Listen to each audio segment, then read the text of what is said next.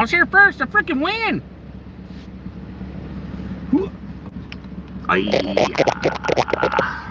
Yeah. Alrighty.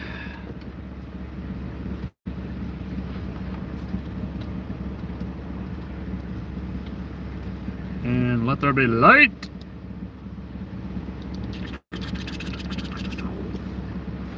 Perfect. As you guys can see, we have Brooke joining us in the back. Sit down, numbnuts. Hey, Deerslayer. What's happening, Deerslayer? What you got going on today? Did you go set beaver traps today? Or did you get scared because of the snake? Okay, I said, did you get snake? Snaky snake. Oh, look at me. I'm a snake. A little snaky snake. A little... Buttery snake.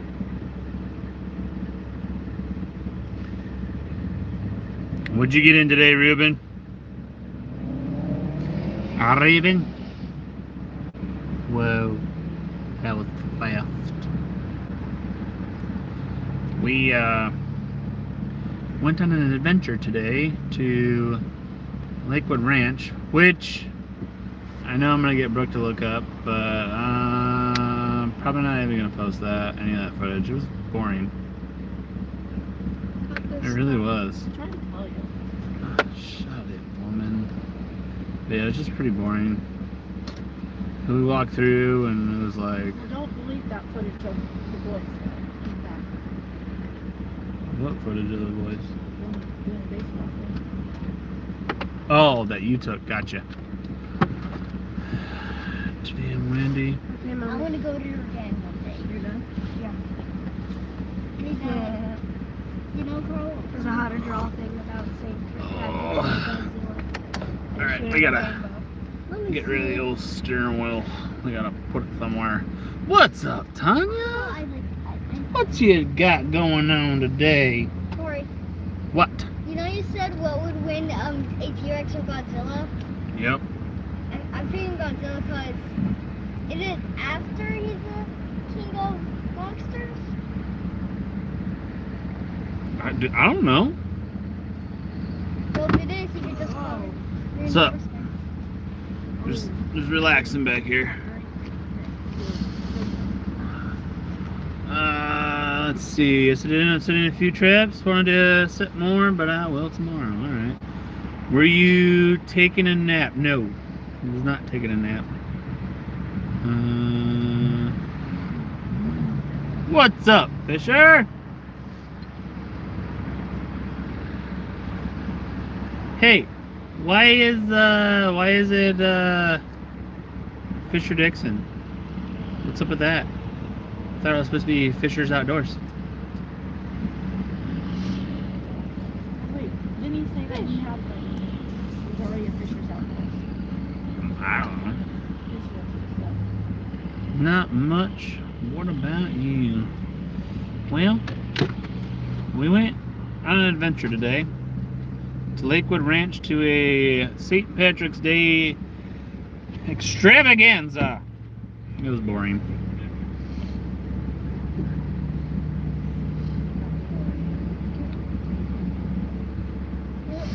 Yeah, but I changed it back. Hi. Why'd you change it back? His name. So yeah, but I changed it back. Pay attention to the chat, lady. Maybe you should be in the chat.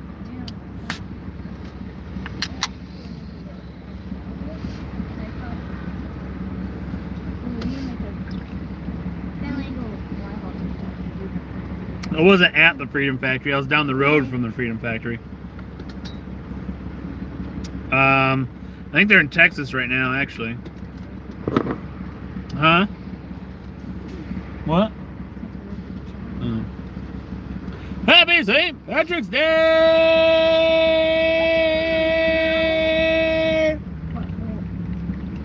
This is how you do that. I caught it hot. Not changing mine until I figure out a good name. Whoever's in there in green right now has to pinch themselves. That's okay. The St. Patty's Day works. What's happening, LTO? What'd you get into today? Roman yogurt.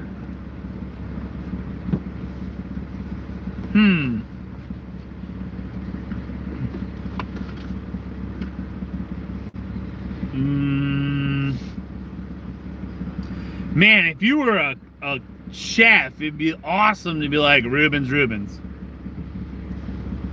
You gotta start cooking, like you have to. I realized it was St. Patrick's Day. So yesterday, I didn't realize it was St. Patrick's Day until yesterday as well, when our friend Carrie invited us out. And she was like, yeah, just to give you guys a heads up, this is what's going on for St. Patrick's Day tomorrow. You guys should come out. And I'm just like, oh, I guess it is St. Patrick's Day tomorrow. That's pretty Peterbilt right there. Damn.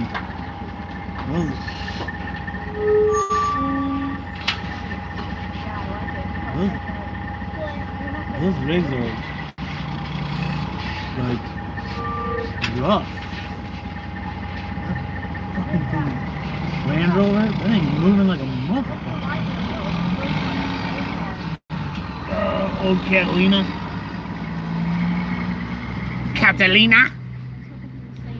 Deer Slayer and Fisher show us.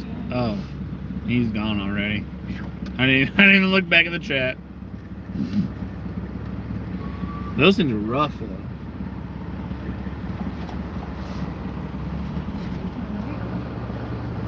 What? Is it daytime there? No, it's not. It's dark out. We're just in a lit parking lot. That's all. Sunset was at like 7.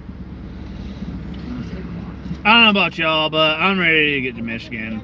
I'm ready. I am pumped. I'm jacked. I'm ready to get back to the cold. Like, everyone's like, oh yeah, summer, it's gonna be so warm. I'm like, hey, we should go where it's cold. Because you can always get warm, but you can only take so many clothes off before you get a ticket. Show us the muddy ka-chow. I don't know, man. I'm not really feeling it right now. We'll see in a little bit. We'll see in a little bit.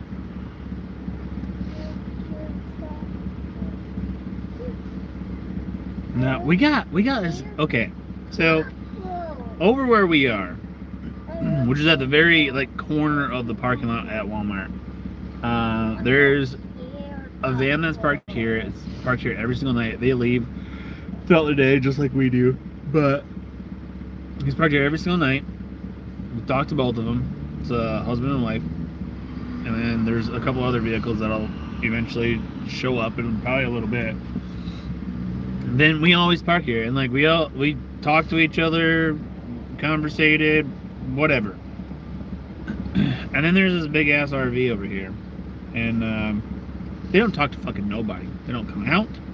They don't talk to nobody, and this is why I don't want an RV, because I just feel like they're stuck up right now, and I'm really upset about it. Because I want to at least know their name, but right now their names are Karen. That's all I've got to say about it. Build up your ka-chow powers, pretty much. I got bored and looked at Hawaii hunting. What are you looking at for Hawaii hunting?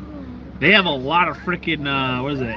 Sitka deer or black-tailed deer that are overpopulated, and there's no season on them. You can shoot them year-round, and there's no limit either. And Brooke just dropped the Venmo and Cash App links, just so you guys know. Billy, beside my seat, you have to open the door. There will be a bag of lotion with a green lid. Made something else. It puts the lotion on its skin, or it gets the hose again. Today I made something at the library. Tomorrow. But yet you have not given it to Carl. We did have it. Mm-hmm. And it's breaking. I put a lot of stuff. Axis deer, that's what it was. I heard they're delicious though. What?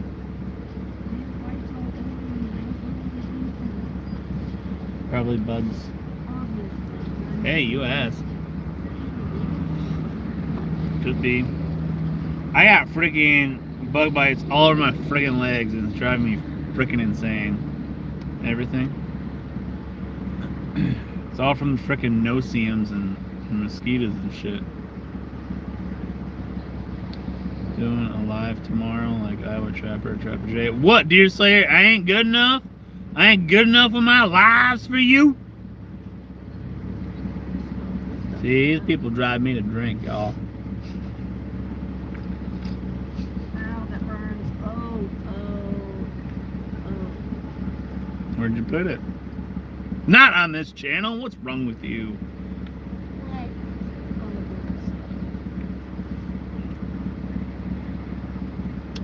Oh no, Deer Slayer, it's too late.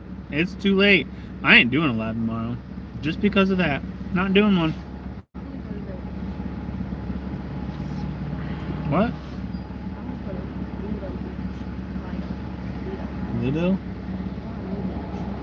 Why?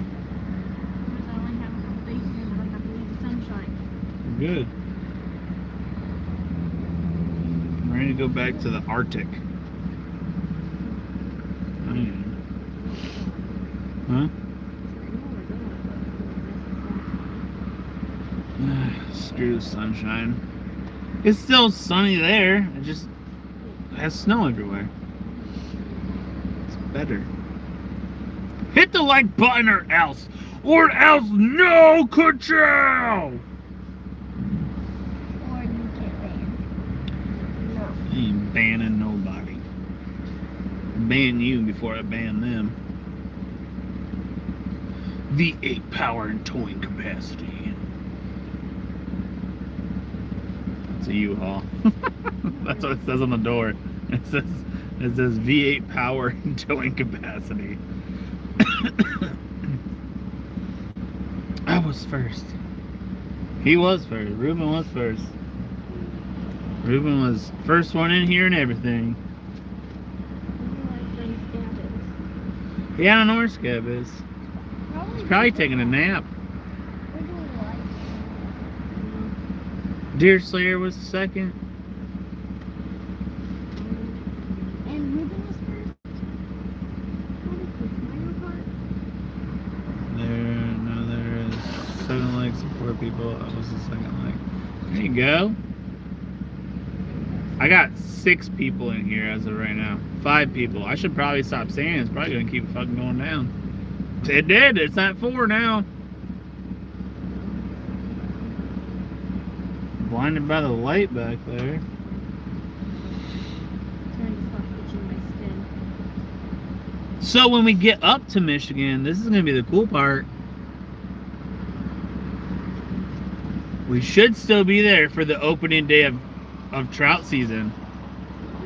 Oh yeah. What's that? The 17th, 15th, what? It's after my mom's birthday. It's like 20. We won't know then, because her birthday's on the 24th. I think it's after. I don't know. I'll have to look. I'll look right now. Okay, you do that. This is type machine. Michigan brown trout and brook trout season opener. April something. I hope we are. It's my favorite fish to fish for, guys. Really, whenever you can show us your property when you are in Michigan. We won't be there? Yes, I will. You can fish for them, you just can't keep them, and I obviously want to keep them because they're delicious. Delicious. I'll be there. It's the last Saturday of the month. I know. This year it's actually place rainbow trout is. Pink. Oh. Well, that's just not fun.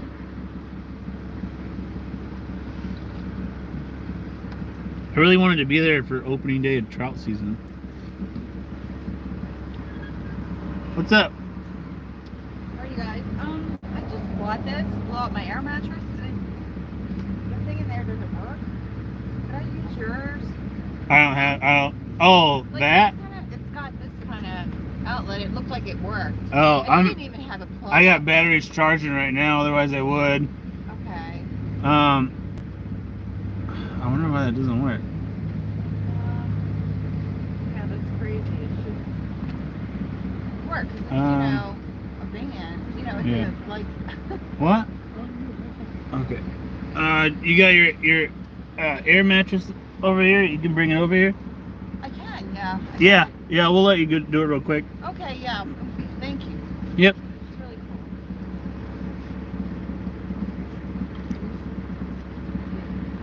cool. No Deer Slayer. Now you can keep rainbow trout year round and lakes and ponds and stuff. Oh, this is all river fishing. All river fishing where I grew up fishing my entire life. It's freaking amazing.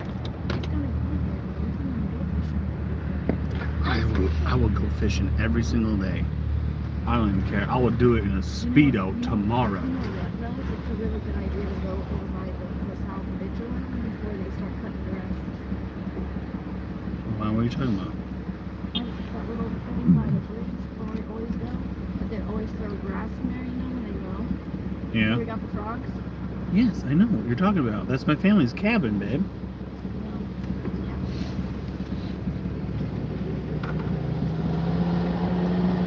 Ugh. All right, guys, the light's gonna go out for a second. You guys can still see me. Yeah, let me see. Wait. Thank you so much. Not a problem. I got it last night.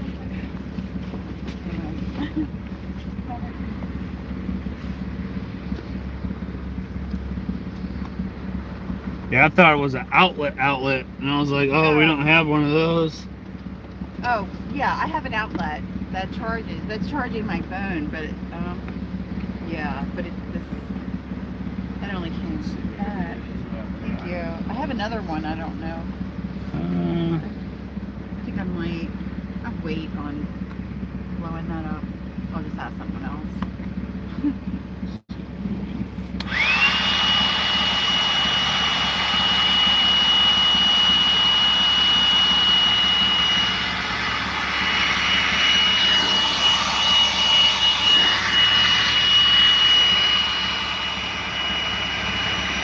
There we go.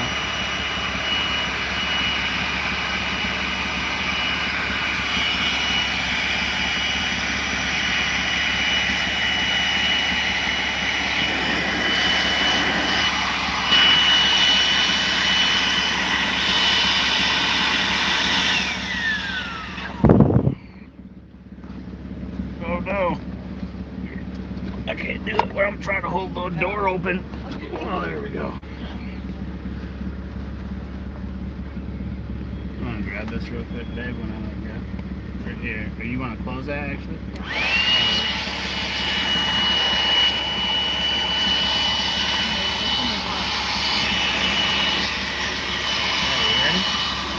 Ready? 1, 2, 3, go! Push it and hold this. Like there. It looks like it's closed. Should be closed. Thank you. Hey, no problem. I'll be back. Okay.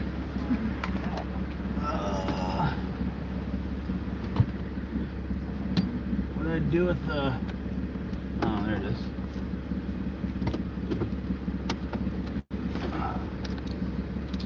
There we go.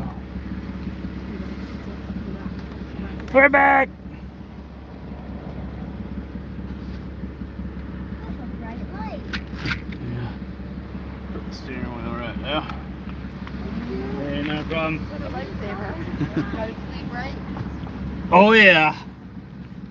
That's the most important thing, is being able to sleep right. Yeah.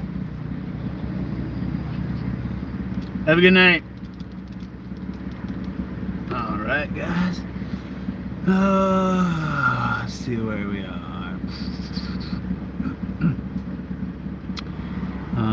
No deer slayer, that was not. That was someone else that just pulled up. No trout. When we were elk hunting in Colorado, I caught some trout in a mountain stream and we cooked them on a fire. Best fish I ever ate. Hell yeah, Ruben. That is freaking awesome. That is like my dream right there. Oh, you live in my dream. Yeah, I've never river fished for trout, just steelhead. I love steelhead fishing. Technically, steelhead is a trout. I believe. You're really good, Ruben. Brady, what's up? Just finished skinning 1 muskrat and 2 beaver. Heck yeah, dude! Did you keep those back straps off the beaver? You got cooked the muskrat too. It's delicious, man. Delicious. Yes, I had some before, but I guess it was a fresh mountain stream water. It is. It is a whole different fish, man. But maybe it was because it was the first real food we had for a bit. Don't ruin it, Ruben. It was the mountain stream water. Trout that goes to the ocean. Yeah, but still, what? Caravanning? It's like a van, but it's a bigger van. Like an Astral style van. What's the... like the travel vans? Yeah, so we could probably get into that because we were trying to do that. No. We are not caravanners. We are overlanders. Caravanners have vans. We have Jeep. We're better.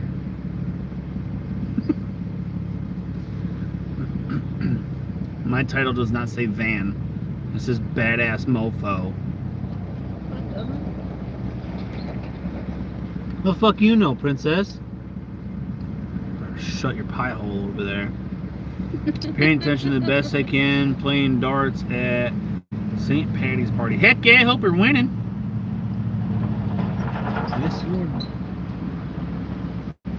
Yes, you are better.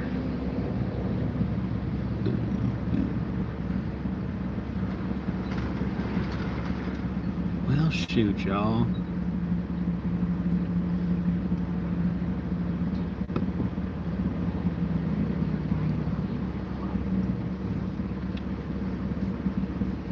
I don't know. It's cheap.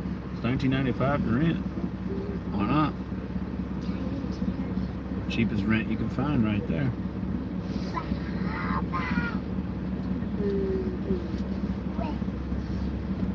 Carl! See up there. See up there and see if they'll send you stuff. Just on Daddy's lap. You better stop pissing that little boy off.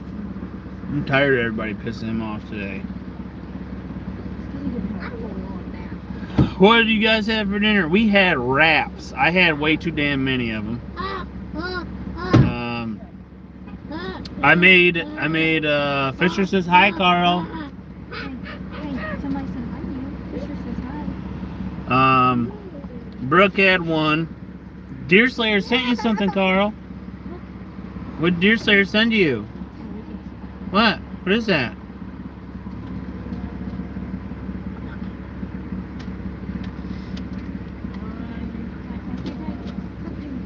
Is it a monkey? Why is a tie called a tie? Oh, that's so sweet. Brooke had one. Dawson had one. Bentley, for some reason, had one, which means he's gonna throw up tonight. It's just how it works. He eats one, and then he ends up throwing up, and then basically what ends up happening is I'm gonna talk really loud because I have some jackwagon driving through the freaking parking lot playing their music, and I can't have it on my YouTube channel, otherwise I'll get demonetized even though I'm not monetized, and then it'll just take freaking forever because we all want to hear that stupid ass music.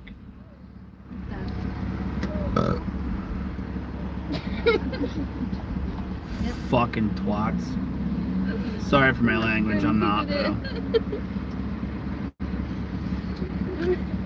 Fisher. He goes, you love them wraps? No, I don't. Those? No. The food? Yes. But, so I made one for Bentley, and then, because I made Brooks, I made Bentley's, and then I made Dawson's. And then I made another one for Bentley, brought it to him, because he normally always eats 2. So then I made one for myself, I ate it, I made another one for myself. I literally just finished my frickin' second one, and Bentley walks up with a full frickin' wrap and goes, I'm full, I don't want this one. And I'm just like... That's what she said to say. So I had to eat that one too. So I ate 3 of them damn things, and I am like toast. Toast! Gonna sleep good tonight. Yeah, sure am. Look at that, look at that. I'm gonna get some beard stuff. Oh babe, go get my beard shaper stuff. It goes in my hair for my mohawk, but I'm gonna put it in my beard. I'm gonna put it in my mustachio.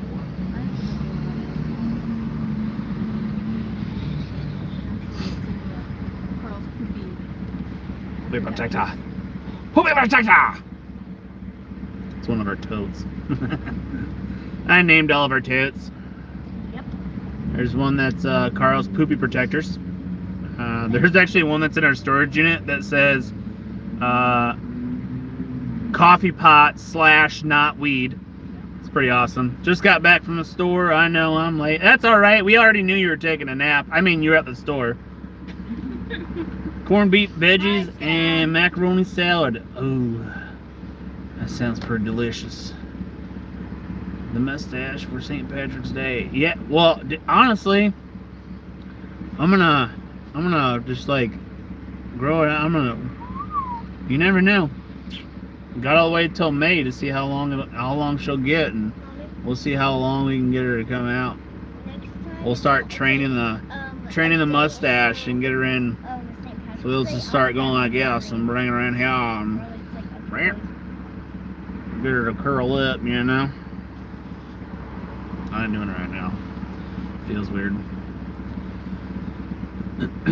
We are cooking corned beef right now. Heck yeah. You got someone I want to make, and I haven't had it since I was, shoot, probably Bentley's age. It's head cheese. I really want head cheese.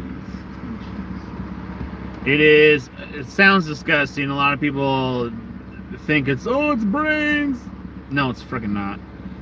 It's just meat that's held together in gelatin that is served cold. It's pretty freaking delicious. It's cooked meat, and then it's like braised meat, except no, it's not braised meat. You can braise it, but it's like slow cooked meat. And then you basically scrape it off, whatever you're doing, and it's like really fine, like shredded basically. And you put it in a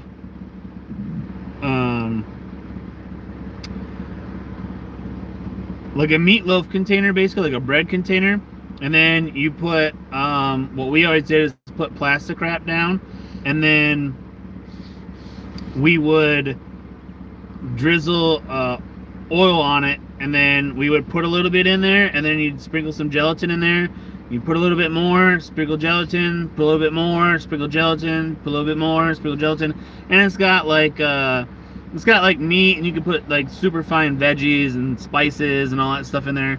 And then you bake it, and then you let it cool, and then you pull it out of that mold and you serve it cold, and it's freaking delicious. But I hate meatloaf. I can't do it. It's disgusting. Hurricane Chow powers tingling yet. Man, it's getting close, man. I feel the spotty senses going on. I've had it, but don't remember what it's like. Oh, it's delicious. Mom makes corned beef and cabbage for the stepdad every year. It's his birthday. Not to mention it's my Marine Corps birthday. Heck yeah. Happy birthday to them, Scab. Happy birthday!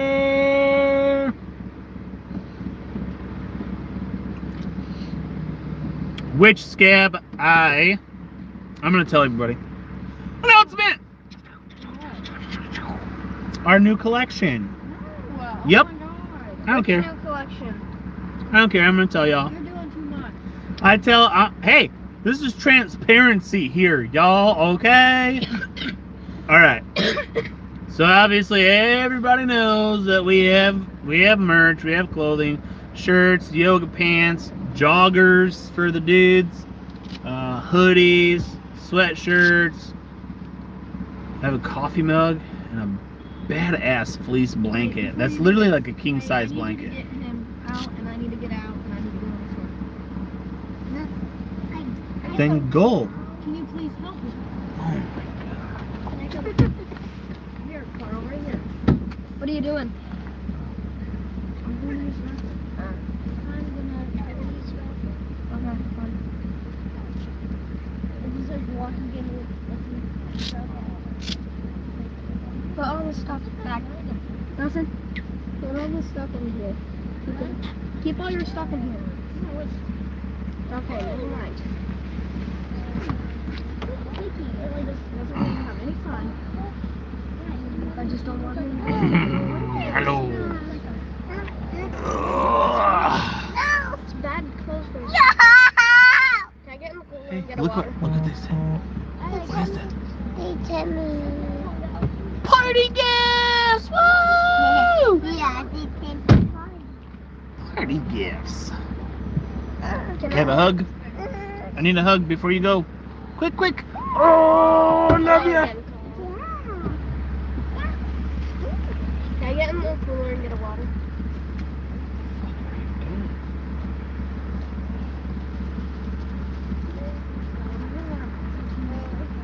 Love ya. Now you're going, Mama. Here. Okay. Anyways. What time is it? 10:32. I can't. Alright. Hello again, Carl. Thanks, Fisher. Sorry I had a season fit.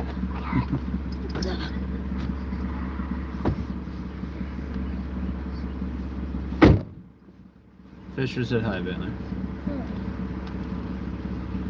Anyways. So, obviously everyone knows that we have merch and all that stuff. Well, I'm creating a new line. And it will be dropping mid-May. Like May 15th or so. And it is going to be called the Freedom line. Because it is going to be for July 4th. So, if you guys want it by July 4th, to rock it for July 4th, you're going to have to order it, obviously, with enough time for it to be delivered.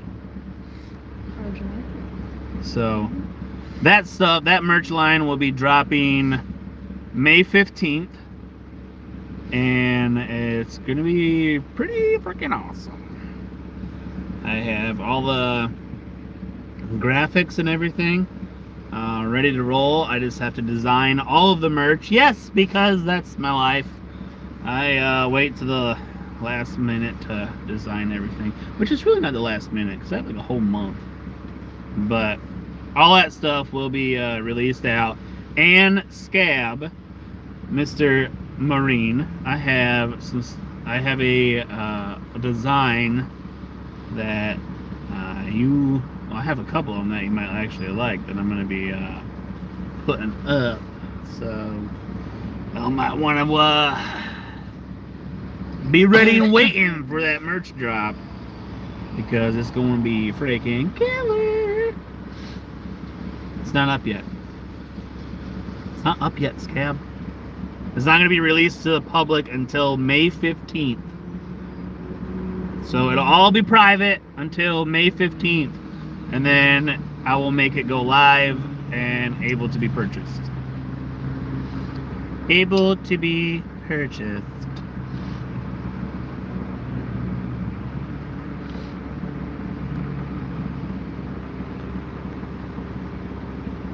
No, I'll take a look at them. Oh, okay.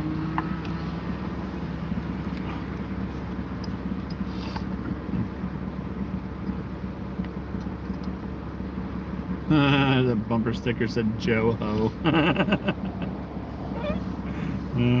Classic. Well, that's cool.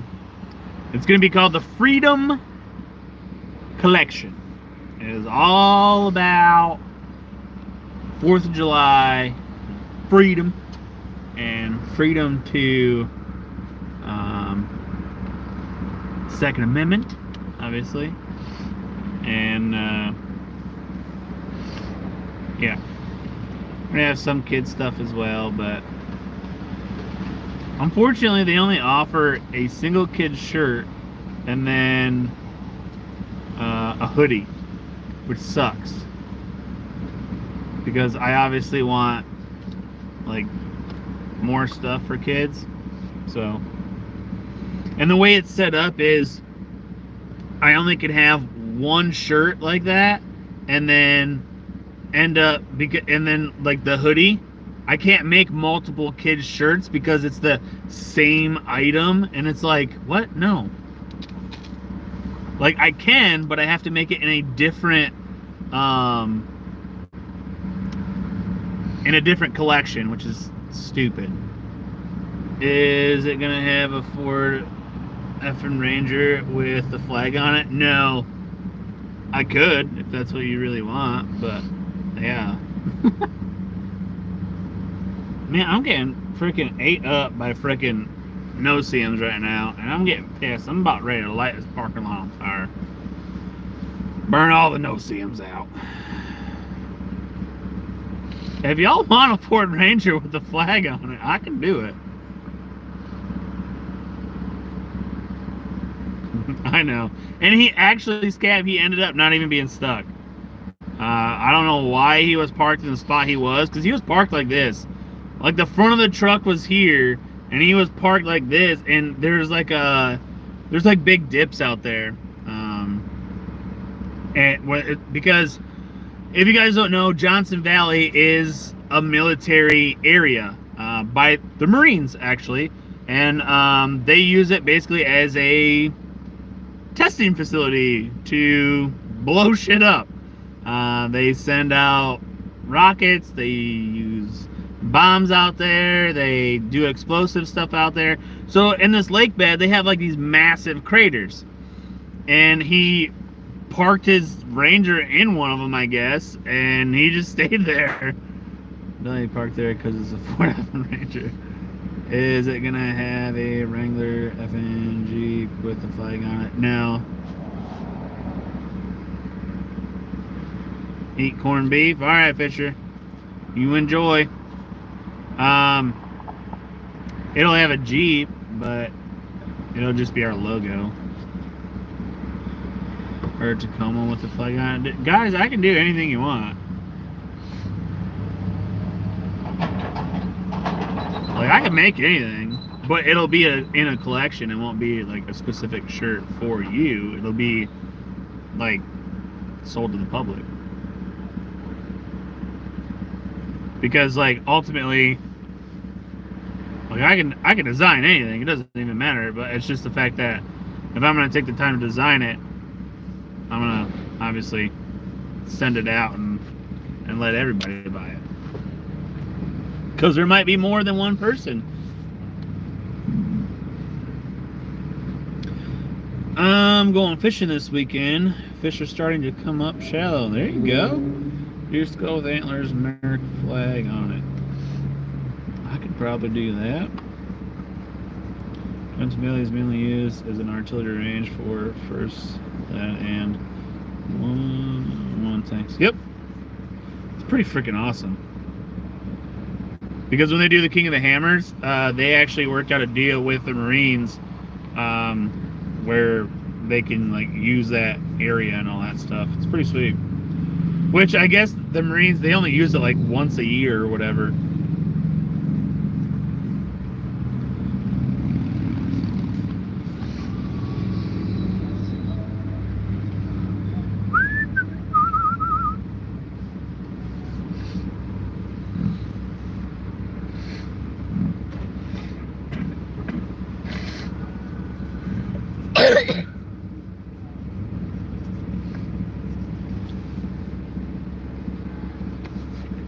You ever wonder when people get out of their vehicle, they go into the store, and they hit the lock button, their vehicle goes, "Boop," and then they just keep hitting it, and it keeps doing it. Like, it's not gonna get any more locked than it is, guys.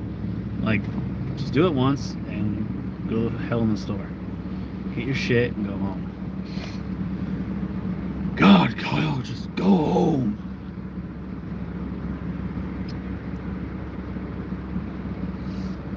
Man, Scab was napping all day, LTO. Everybody knows that. I'm just messing with you, Scab.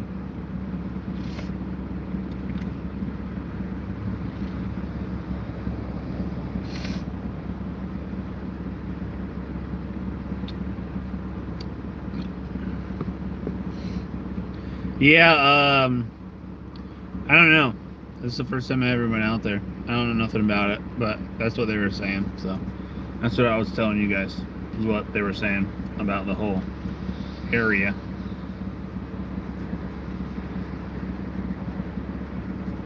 Had a headache most of the day? For what? Stop having a headache.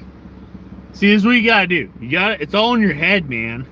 You just gotta stop having a headache and start being awesome. Everybody knows that.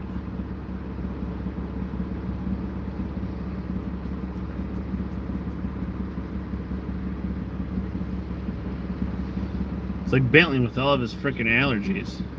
Allergic to trees, grass, life. It's all in his head. They're by my range And my near my nose. grandpa's land in northern Wisconsin. That's pretty cool.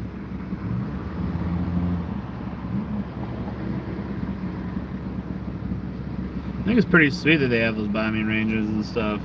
It's pretty interesting. Like, obviously you don't want to be there while they're, using everything, but it'd be pretty cool to watch from a distance. Ugh. Be the ultimate game of freaking yard darts, though.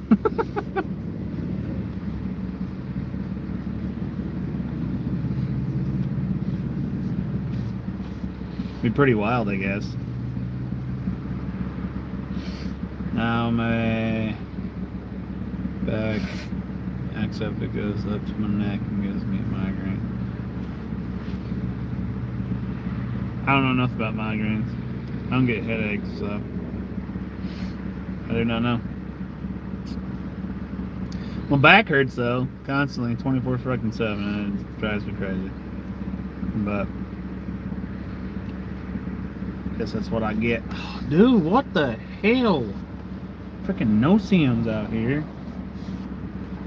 I'm about ready to jump in a bug spray bath over here.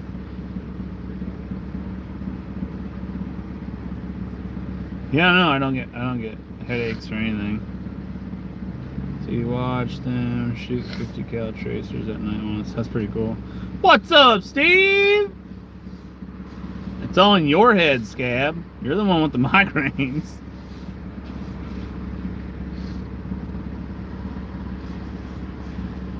Y'all have no-see-ums in North Carolina, Scab?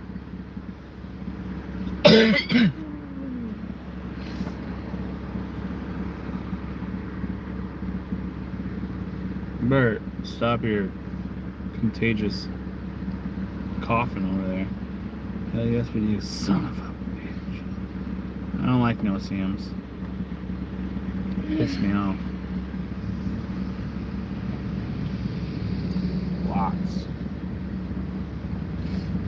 Lots, LTO, huh? Oh, I don't like that.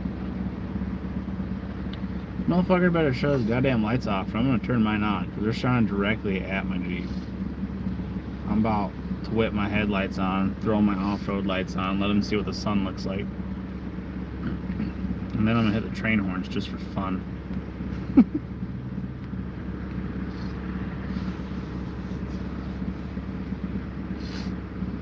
I'll bet, like, I'm not gonna lie.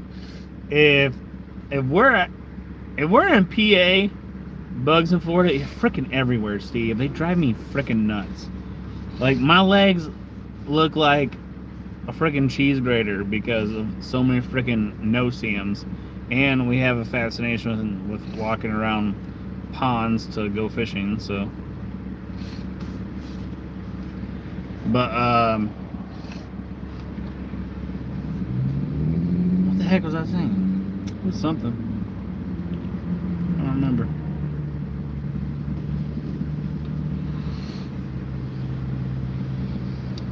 I don't remember.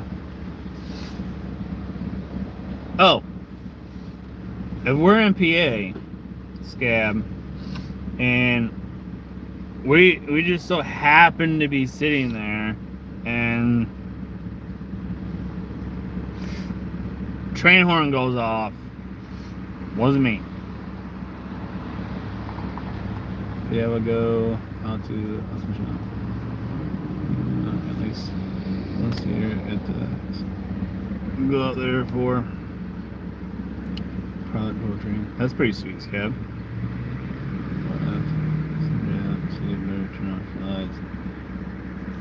I'm not gonna mess them up. I'm just gonna burn their retinas out of their eyes when I turn my lights on, because they're all LEDs and they're bright as shit.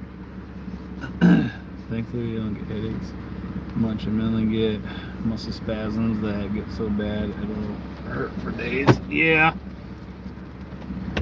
Mine is usually, I usually just have issues with my back hurting, like all the time. And, any bow recommendations for hunting? LTL, what weight do you pull, and what's your draw length?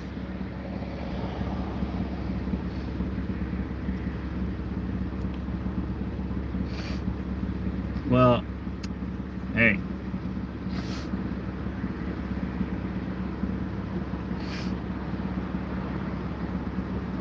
If they want to play with the sun, you better be careful. I love the people as you're driving down the road and they flash you, even though your dims are on, and then like I'll like flash my brights at them, and then they just turn their brights on, leave them on. I'm like, what is that gonna do? First off, rule 1: if you're gonna turn your brights on and you're going to leave your brights on, make sure your brights are brighter than the person's dims. Second off, make sure that person doesn't have a fully tinted windshield from top to bottom, side to side. That is 20%, which means your brights aren't doing nothing. And third of all, be prepared, because I will turn my brights on, I will leave them on, and I will leave my off-road lights on. So, good luck! 28 inches, I think, and I want to pull at least 50. Why do you want to pull 50? What's legal hunting weight? If you can pull 40, pull 40. If it's legal, just pull 40.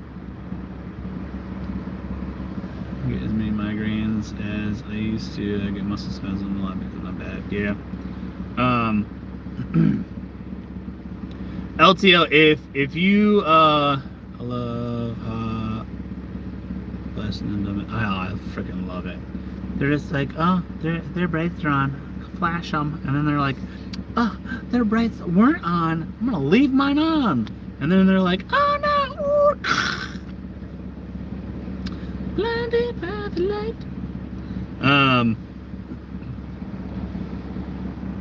The way I see it, LTL, is this: if you're gonna draw back and you have to bring the bow up and then you gotta go back like this and you can bring the bow down, it's too much weight. Too much weight. Because 45, I think, but my dad says no hunting with it unless it's 50. Well, if you can legally hunt with 45, pull 45. It doesn't matter. I'm probably going to be considered an asshole about this, but this is the way I see it. Doesn't matter if your dad says you can't hunt with it if you're not pulling 50. Because if you can't pull 50 controllably straight back, if you have to go up and you have to go like this and you're struggling, that is dangerous. I can pull 40 pretty easy right now. Okay, so if you can pull 40 pretty easy, are you just going like this and you can just draw straight back? Or do you have to go way up and stuff like that?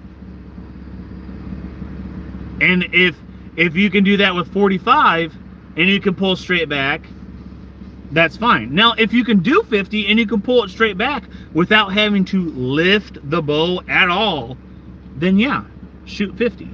But if you can't controllably draw your bow back without having to lift the bow up, I wouldn't pull it. If you can legally hunt with a lower weight that you can pull controllably, 110% do it. Because I can tell you from experience, also it's a lot more movement while hunting. Exactly. And I can tell you from experience, hold on a minute. I used to shoot Hoyt when I shot a bow. Started with a bare bow and ended up with a Hoyt MT Sport. I can tell you from experience, I don't know how cold it gets where you're at, but up by us in Michigan, when you're sitting in a tree stand December 30th, December 31st, and it's negative nutsack outside, and you're sitting in a freaking tree stand with your bow and the biggest deer of your life, because this is what's going to happen. The biggest deer of your life is going to walk out in front of you, and you know what's going to happen? You're freezing. You are freezing cold. You are already shivering because you're probably freezing your ass off. And then what's going to happen is, now you got to draw that bow back. With having buck fever, you're going to be shaking because the biggest deer of your life is going to be there. And then you're going to be going like this, and you're going to be trying to pull that bow back, and it's not going to happen, and that deer's going to run off. If you can pull it back controllably, pull it back controllably. If it's legal, shoot with it. Straight back at 40 and really ever go shoot bows. Okay. So what I would recommend is get to that legal weight. If you can go up to 40, you have an entire year to build up your back muscles, because that's what you're basically, your back muscles are doing most of the work. They should be doing most of the work when you draw a bow back. You should be using your back, your chest, shoulders, arms, everything. Don't just use your arms, because that's going to fatigue you and it can possibly make an injury. You can pull a lot more weight if you incorporate your entire upper body to pull that bow back. Now what I would recommend is working your way up. Literally go out, shoot your bow a little bit, like at least 50 arrows downrange, and not just 50 arrows, like shoot 50 arrows downrange consistently and accurately. You could shoot 200 times, but as long as 50 are accurate and consistent, then move on, and then you'll be done for the day.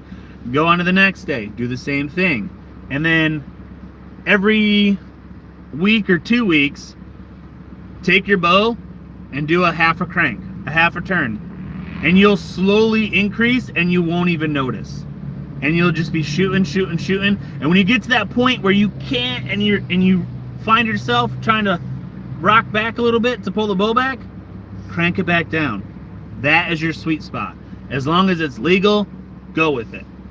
Now, as for your arrow, what arrow are you shooting? Because 28 is, Brooke is at a 24-inch draw length, I believe, and no, maybe she is 28. I know, I'd have to look at her bow when we get up to Michigan, but we are working her up to 40 pounds, and the arrows that I built for her are freaking amazing. I'm telling you guys right now, I am huge into archery, but it doesn't show on this channel. So when I'm mainly arrow building, because I love building arrows. I have a specific belief in arrows, and there's a lot of people out there that believe the complete opposite and call me stupid and call me crazy, but there's data that proves that I'm correct. And not just oh yeah, I did this. No, there's scientific data that's been done by a legitimate scientific research company for years, and they have all the data to prove, like, no, this is correct. This is how an arrow should be built.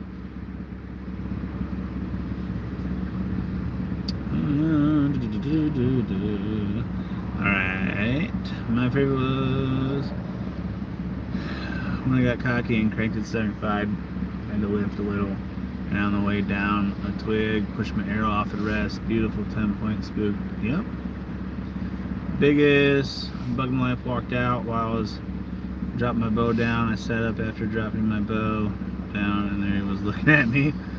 Is she front or side shooting?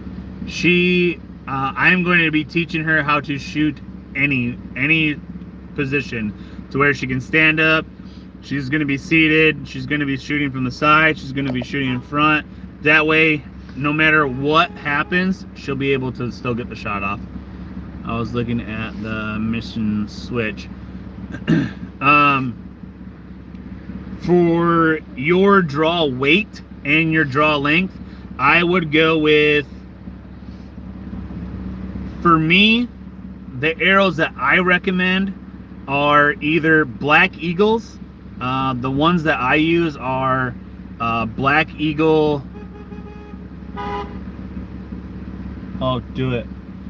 Do it one more time, and I'm going to hit mine.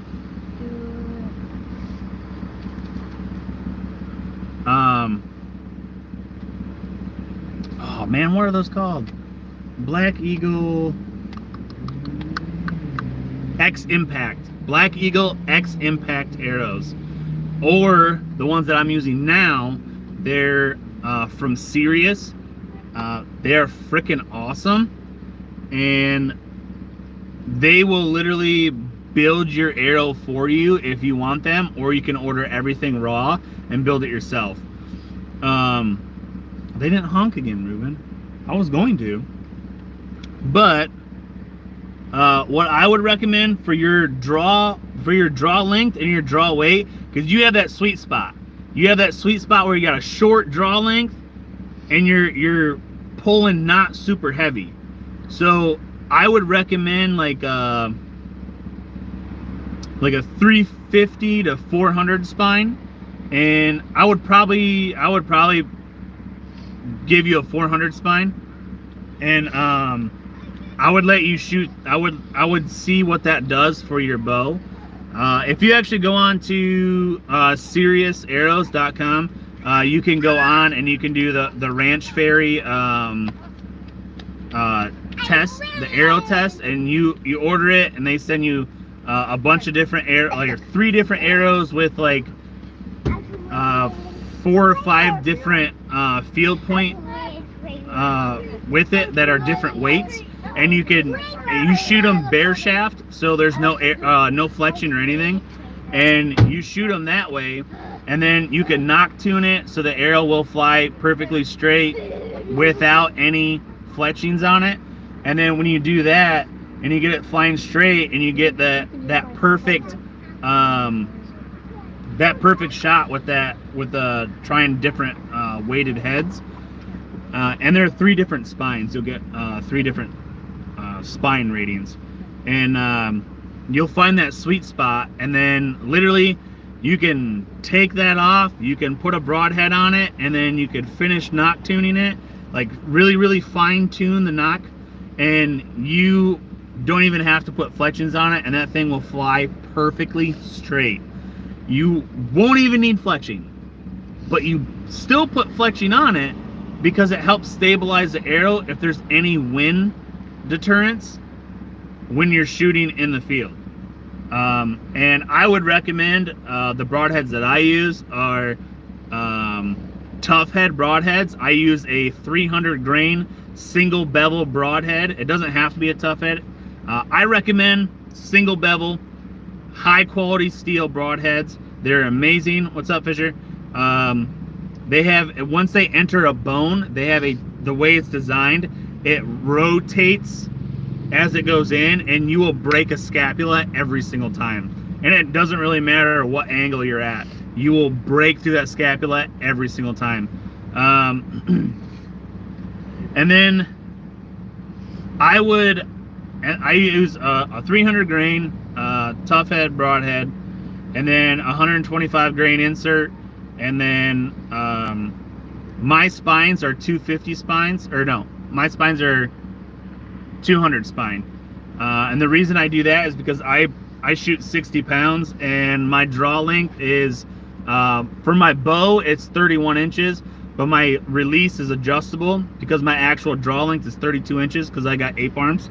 And it sucks because it takes so much weight up front to get the FOC that I want, that it's like people are like, dude, that's a lot of freaking weight. And it's like, yeah, it is, but my arrows hit like a freaking sledgehammer, and there is nothing that's going to stop it. And if the literally, it's crazy. If the arrow breaks and the broadhead goes this way and the arrow goes this way, the arrow's going. It's not gonna stop. It's gonna keep going without a broadhead on it, because that thing is just, it's a beast. And I love building my arrows that way. I love building high FOC arrows, a lot of weight up front to pull the arrow through. I don't want the back of the arrow to be pushing my broadhead. I want my broadhead to be pulling the back of my arrow, and that's how you're going to be breaking scapulas, and you'll never lose a deer. You'll bust right through a rib like it's a freaking, like it's not even there. It's that's what I would build for you if it was up to me. Went to a bow shop this summer, but I have also grown 5 inches and gained 20 pounds in like the last 3 months.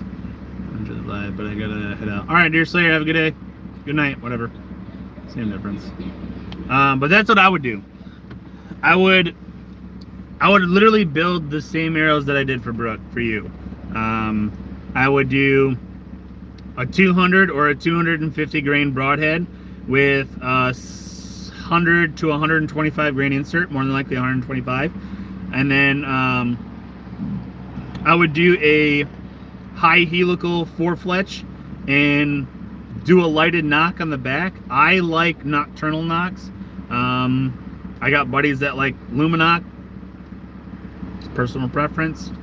And then just knock to them, and I'm telling you, they're amazing. Wait, before I go, you gotta show us the ka-chow. All right, here we go. We'll show you a ka-chow before you head out. Ka-chow! There it is. But you have a good night, man. That's what I would build for you. If I was building your arrows, that's what I would build. 110%, because I'm telling you right now, even with shooting 40 pounds, I see my buddy's wife.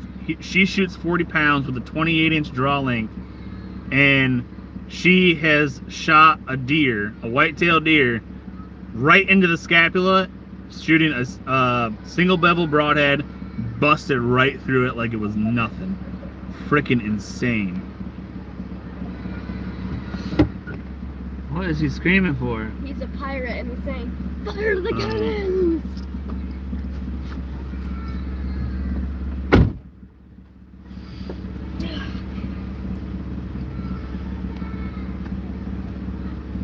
But yeah, LTO, if you want to talk about that more, man, just send me a message on any social media platform and I'll respond to you.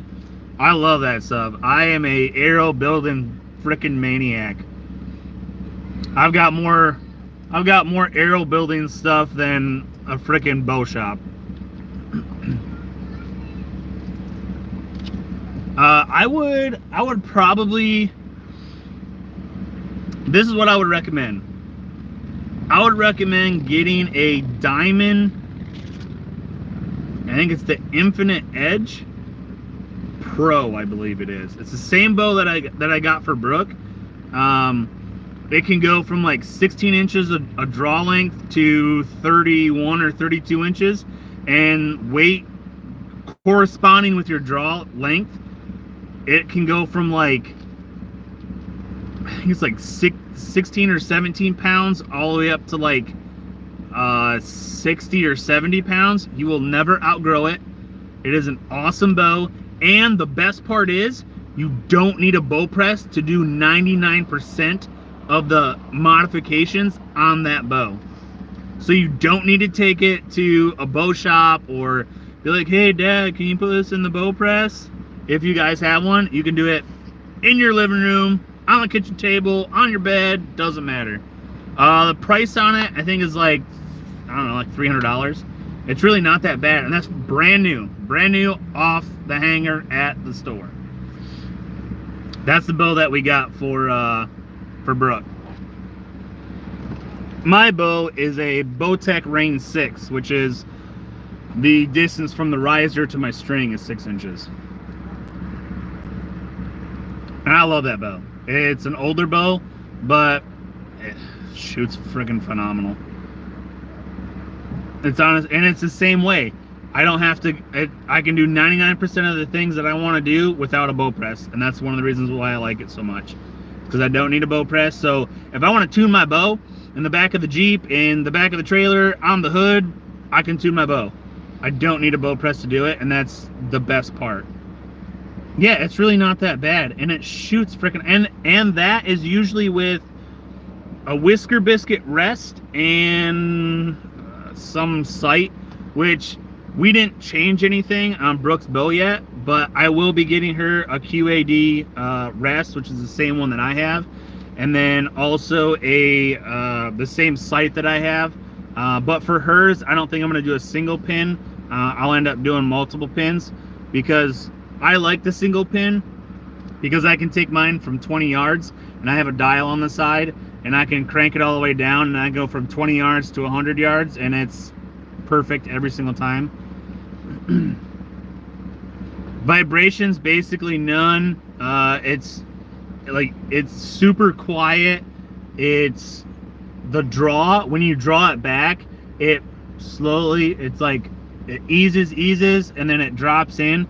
Now the let off is, it's not as much as like my Bowtech is, obviously, because I think it's like 90 or 95% let off, but it's a really nice bow and you can use it. Like, I got a buddy that's my size that has that bow that hunts with it for like the past 4 years, and he gets deer all the time, and he's my size, so like it's still a good bow.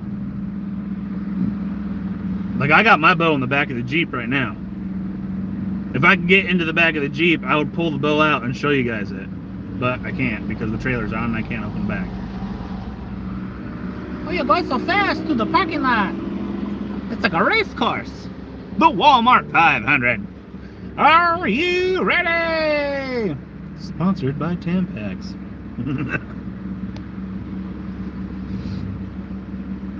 Vroom.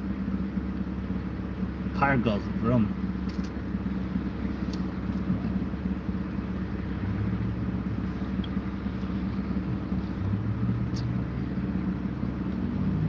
But yeah, the Diamond, it looks like it shoots really good. I haven't shot it because obviously it's her bow and it's set up for her. I could shoot it, I just haven't. But from watching her do it, it's super quiet. It's fairly quick for the poundage and the arrow weight, which a lot of people say, oh, that's a really heavy. Like, my arrows are over 700 grains. My arrows are freaking heavy. Like, I'm not winning no, feet per second awards, but I can tell you right now, that thing will bust a scapula every single freaking time it shoots. That's why I don't like the guys that use, oh, I use 100 grain broadheads and 350 spine and I shoot 31 inches of draw length and I pull 65 pounds. You're shooting a freaking wet noodle there, bud. Because I can guarantee you that arrow that's going off that thing is going like this all the way down the freaking range. And they're like, yeah, it's shooting left. And they're like, oh, well, no, it's super accurate. It's, yeah, because you're sighting it in for this.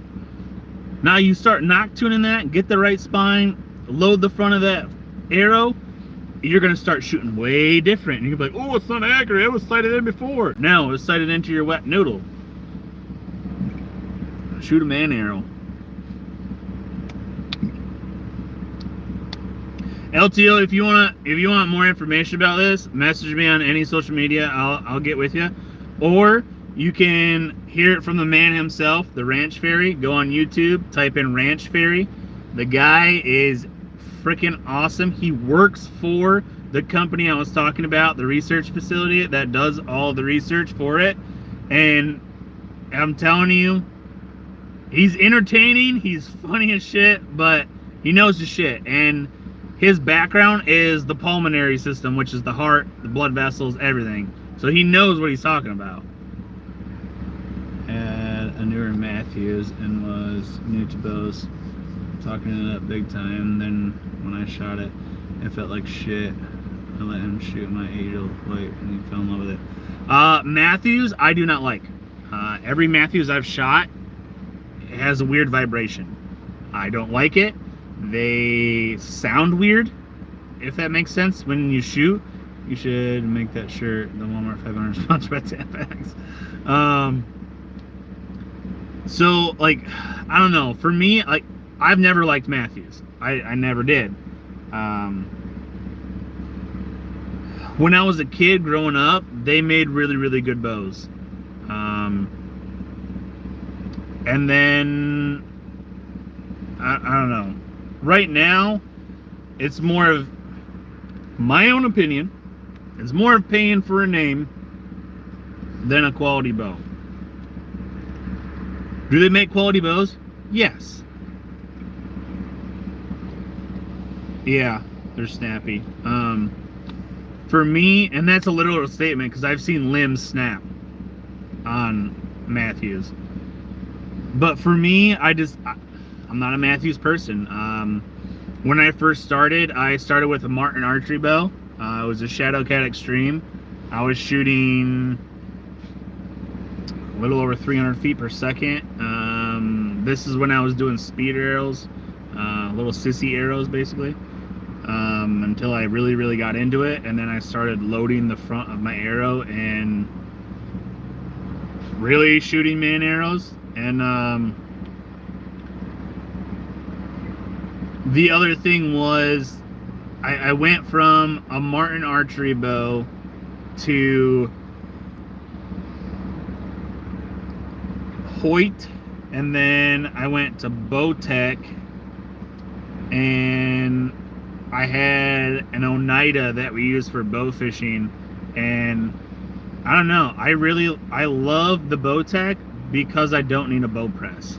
That is the biggest selling point for me, because I'm not gonna take my bow press with me on a trip somewhere and have something go wrong and have to fix my bow and have to take it somewhere to get it fixed because I don't have a bow press to do it.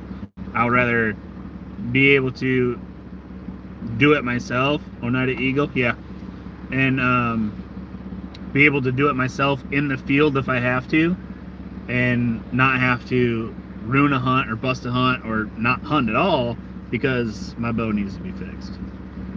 So I don't know, that's kind of my thing. I love archery. Unfortunately, last year I had no deer walk in front of me except for a doe, so I only got to shoot one. And I can tell you right now, that arrow was, I'm back, my phone died. Oh, okay. I don't know what all you heard, but LTL, if you want to get a hold of me about this stuff, just message me on any social media. I'll get with you about it. If you want to hear it from the man himself, search Ranch Fairy on YouTube. The guy's entertaining as hell. His background is the pulmonary system, which is the heart and the blood vessels and the arteries and everything. He works for the company I was talking about that has the research and done all the research and everything for all this stuff. And I would suggest watching him. He is a mountain of information when it comes to arrow building. And his whole thing is, it doesn't matter the damn bow. If you tune your arrow, it's going to shoot. End of story. That's the most important part, is you have to tune your arrow. Tuning the bow is one thing, but you have to tune your arrow. If you have a tuned arrow with an untuned bow, it's going to shoot wonky. If you have a tuned bow but an untuned arrow, it's gonna shoot wonky. Why not tune them both and, you know, shoot freaking darts downrange? The only compound I ever shot was like something like a Raptor, I think. I don't know what that would be. Only one deer. That is the most we can shoot a year. Not us. We have a tag called a combination tag where you can shoot. It's so freaking stupid. You can shoot a doe with both of the tags. So you can either get 2 doe, or you can get 1 doe, and then you have the other one that you have to shoot 3 or more points on one side.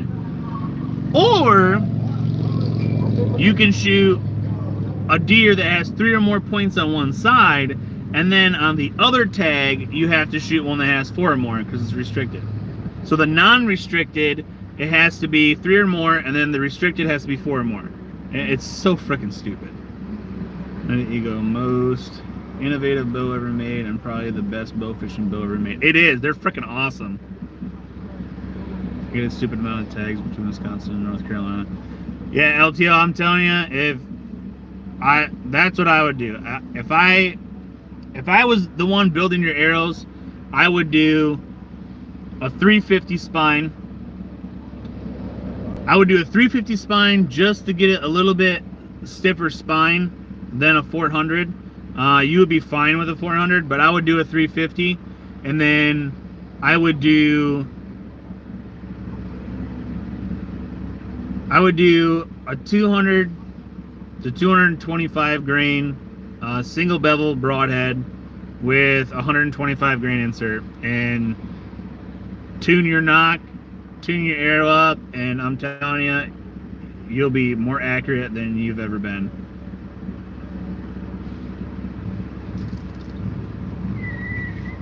$13. I don't know what that means. And they're both retracted, so I can't read that.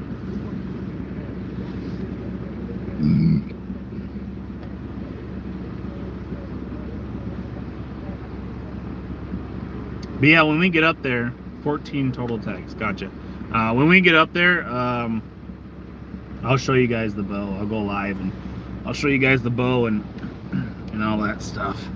If I remember. Shit, here you can shoot like all you want to buy tags for.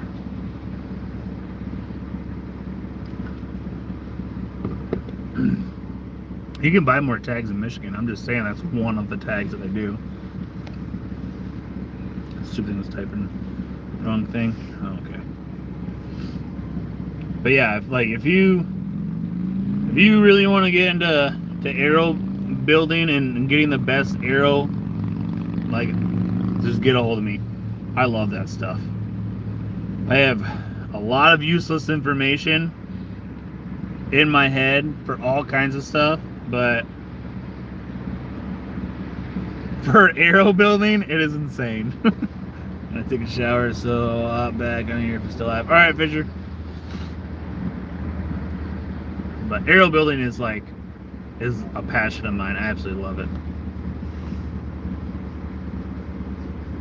I have all kinds of freaking gadgets for checking your arrows and all that stuff.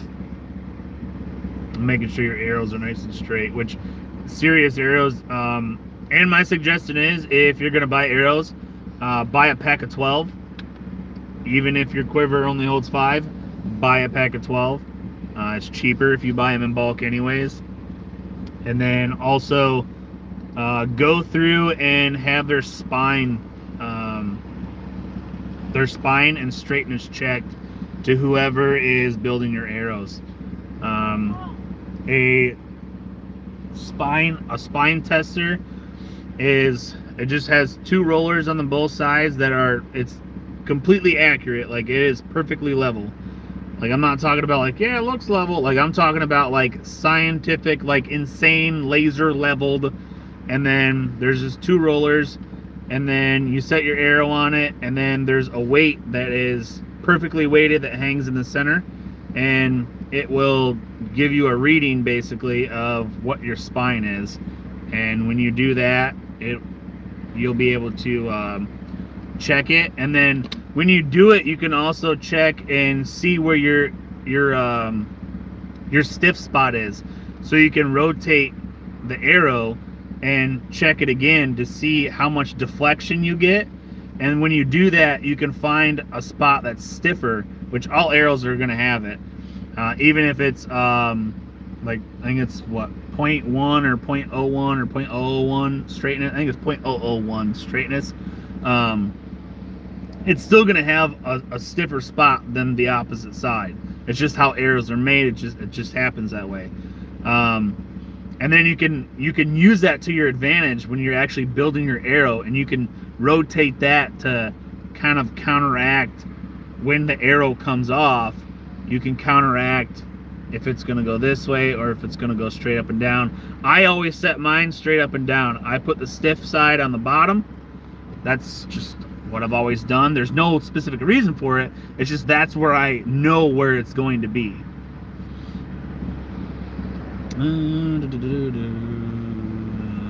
Supposedly they found a deer with CWD just up the road, so they did open season for a couple weeks. Nice. You could only shoot bucks, combo or not, and doe tags were lottery. Yep. I got 6 2 summers ago. I'm down to 2 left. Arrows? You're down to 2 arrows left? Sounds like you need to build some, my guy. Or have them built. Have somebody build them for you.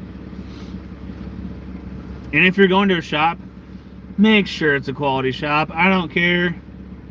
I've had so many people tell me, oh yeah, I've been going there for years, they're awesome, blah blah blah. And then I go in there and I'm like, hey, can you because we were down in Indiana and I didn't have my freaking stuff with me, and I was like, hey, you got a spine tester? No, you don't need to do that.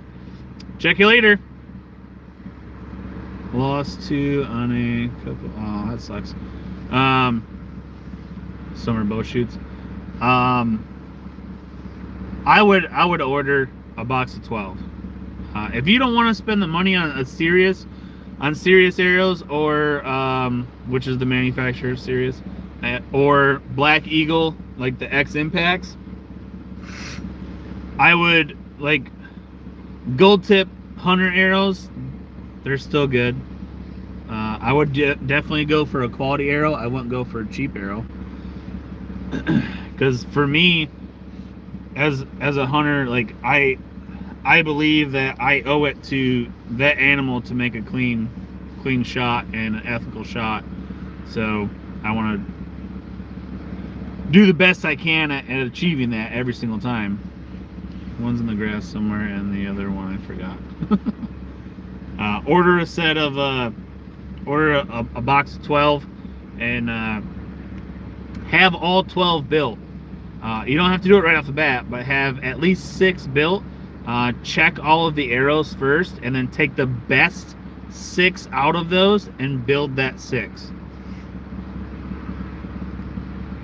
And don't forget, this is what I hate about most people: shoot with your broadheads on. I don't care what anyone says, if it's mechanical and they're like, oh, it shoots just like a field point, it's fine. No, it doesn't. It adds more drag to the front of your arrow. It's going to fly different. I don't care what anyone says. Shoot with your broadheads on. The reason I don't like mechanicals is because I had an arrow deflect. Luckily, it deflected forward and down, and it clipped the back of the deer's heart. Otherwise, I would have lost that deer if it would have deflected backwards, because I wouldn't have hit any vitals except for maybe like a top of a lung, and that would have been a long night tracking. But I would definitely recommend, if anything, get a high quality broadhead. High quality broadhead is the most incredible thing to have. You will see a difference. There's still a practice broadhead of mine stuck in a mansion wall in West Bloomfield. Nice. Like my single bevel broadheads, you can shoot an animal, it can go into the rocks, it can go into the dirt, doesn't matter. You can take that broadhead off that arrow and you can sharpen that broadhead right back up, put it on another arrow and shoot and go get another animal. With a mechanical, good luck.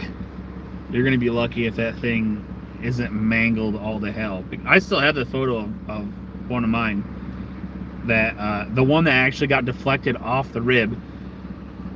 I think it's actually on. It is on. I don't know. It's not. I don't know. But I'm telling you, single bevel broadhead. Single bevel broadhead. Tough Head makes a really good one. Tough Head. There's another one out there. If you want to know more about it, just message me and I'll give you all kinds of information, whatever you want to know. That stuff I love. I could talk about that stuff for hours, as you guys can probably tell. So I'm pretty sure I just talked about it for like 30 minutes.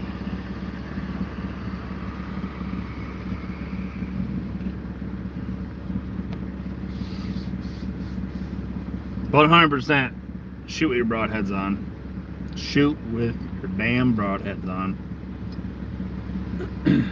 And if it's, oh, I don't have a target that will accept my broadheads, get one. Simple as that. Get one. I have my target with me in the back of the trailer. I'll show you the target that I use. Ooh, I'm old. Stay right there. Don't you move. Come on now. Oh, field trip. Field trip.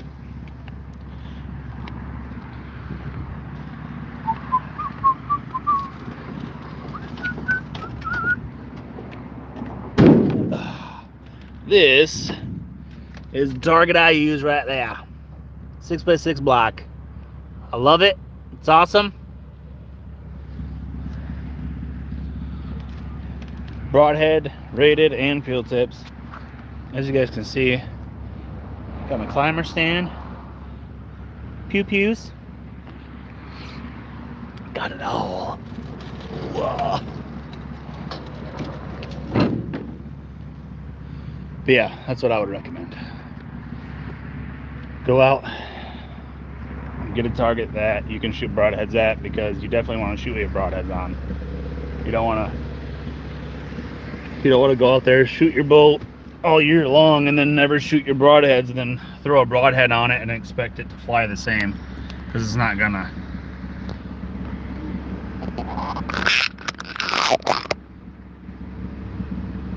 Not sure what I have. Just make sure it's good. Cheap broadhead target build. Buy 2 horse stall mats, PVC, and cut them into equal squares, then glue them together. I wouldn't even glue them together. I would just take holes, put some in the 4 corners. I would just take a rope, tie the bottom, leave the top as a loop so you can hang it on whatever. I'd make a stand with PVC and I'd hang that in front of some hay bales in the back. It'll be good.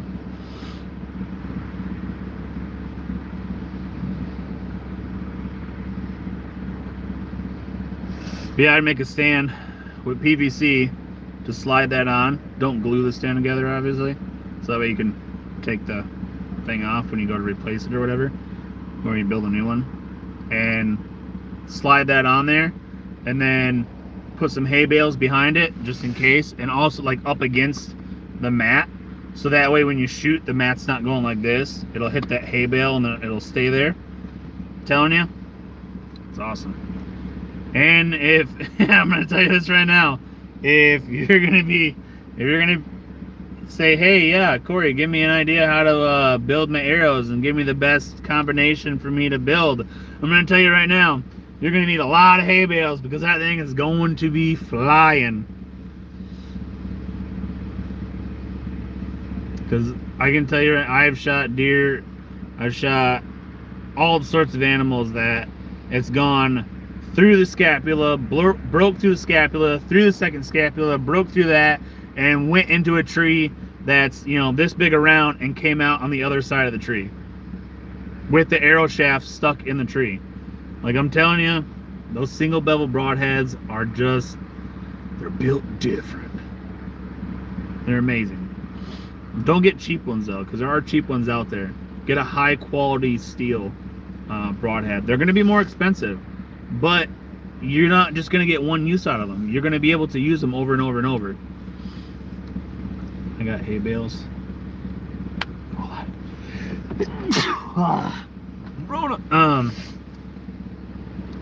You'll have to get something. Time to upgrade. Time to upgrade.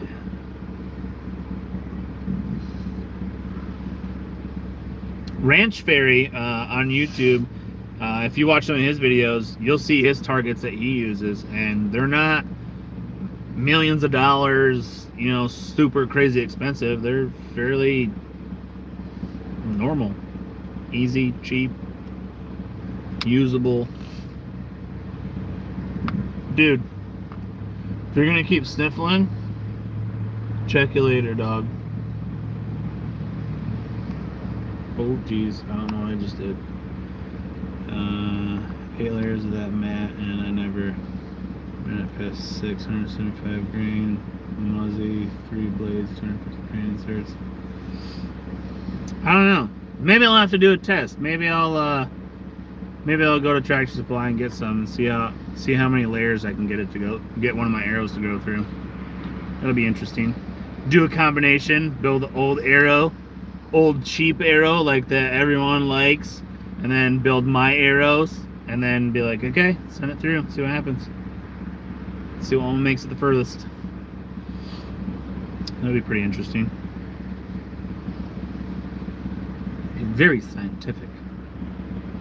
Horse mats and all.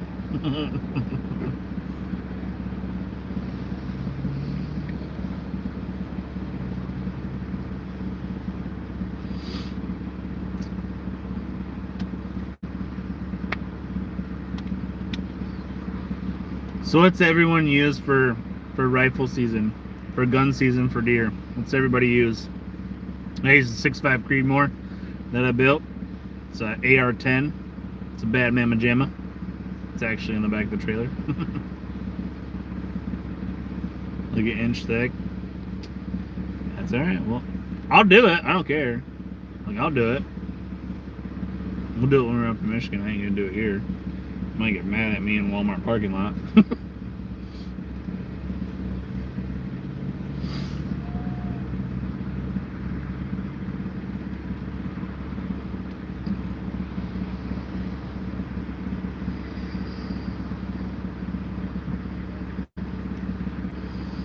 I'd be interested in the outcome. Me too. I love that shit. Like, that shit's awesome to me. I love doing that type of research, because then I'm gonna know. Then I'm gonna be like, oh yeah, I'm definitely building a beast of an arrow. And seeing, like, that's the thing too, is like you'll clearly see the difference. And I'll even do it this way. I'll take my arrow and see that would be kind of difficult because I can't find a 300 grain mechanical broadhead. But I would be interested in having my arrow built that's over 700 grains with a single bevel broadhead compared to the same arrow, same grain weight, perfectly identical, except instead of a single bevel broadhead with a mechanical broadhead, and see what really happens. See how it would really fare. And I can guarantee you I already know the outcome, but it's just interesting to see. Prove it to myself and be like, yep. Burn enable 18-inch stainless Stalker 308 with a Boss tunable brake. It's my go-to. Heck yeah. Welcome back, Fisher. Mine is a Aero Precision. It's an AR-10 platform. It is chambered in 6.5 Creedmoor, 22-inch barrel. It is a bad mamma jamma. It has a ATN 4K Pro scope on it. It's night vision. I can see in the dark. It records video in 1080p. What's happening, James? What you got going on today, man? We're talking about archery stuff right now. We were talking about fishing. We're talking about deer rifles. Yep, talking about deer guns, Fisher. But yeah, that's my go-to rifle. I will shoot coyotes with it. I will shoot whitetail with it. I'll shoot elk with it out to 400 or so yards, depending on the ammunition round I'm using, because at 400 rounds, at 400 yards, the round that I use has approximately a little over 1,800 foot-pounds kinetic energy, and that is plenty for elk at 400 yards. I use model 70 Winchester 270 using Winchester ballistic silver tips. I love the 270s. That's an awesome gun, especially for whitetail. But yeah, that's what I use. My go-to. I'll shoot friggin' anything with it. Now, go into bigger stuff like a moose or a grizzly or even a black bear. I probably wouldn't use the 6.5. It's a Vortex scope, and it is a long action. Nice. I actually have lost footage. Not lost footage. I know exactly where it is. I have never before seen footage of me and my buddy going out rifle hunting last year. We didn't see shit. That's why it never made it anywhere. 168 grain.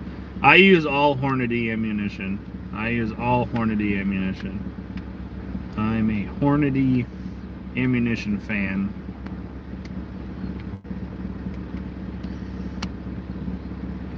But yeah, that's I don't know.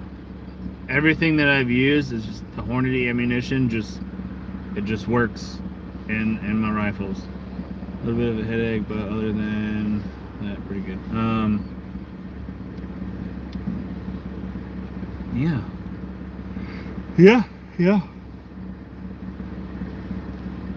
I want to build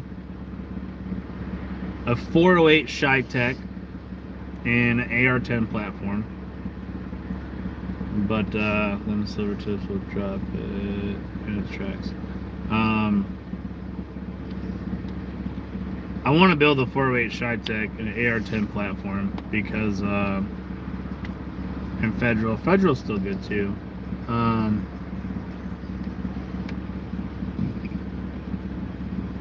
I've always wanted to build one, a 408 Shytech, but I can't find the parts to build it, which is the problem. And when you build an AR-10, it's not like an AR-15. AR-15, you can have 50 different manufacturers on the damn thing and it's still going to cycle. The AR-10 is like you have a manufacturer for the lower, you better have the same manufacturer for the upper, because if you don't, it's probably not going to work. They are extremely picky. Hornady has a ballistic tip that I now use, but not the same as the Winchester. Yeah, I don't have any ammo. Well, I have ammo in here. It's just not rifle ammo. It's in the back.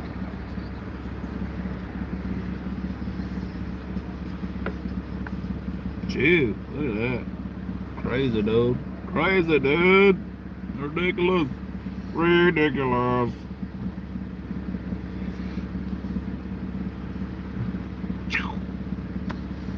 But yeah, it's gonna be a good time when we get up there. I was hoping we'd be there for opening day of trout season, but Gonna miss it. Gonna miss it. Which sucks, because it'd be awesome to catch something right off the bat. But I guess we'll just have to wait until another time.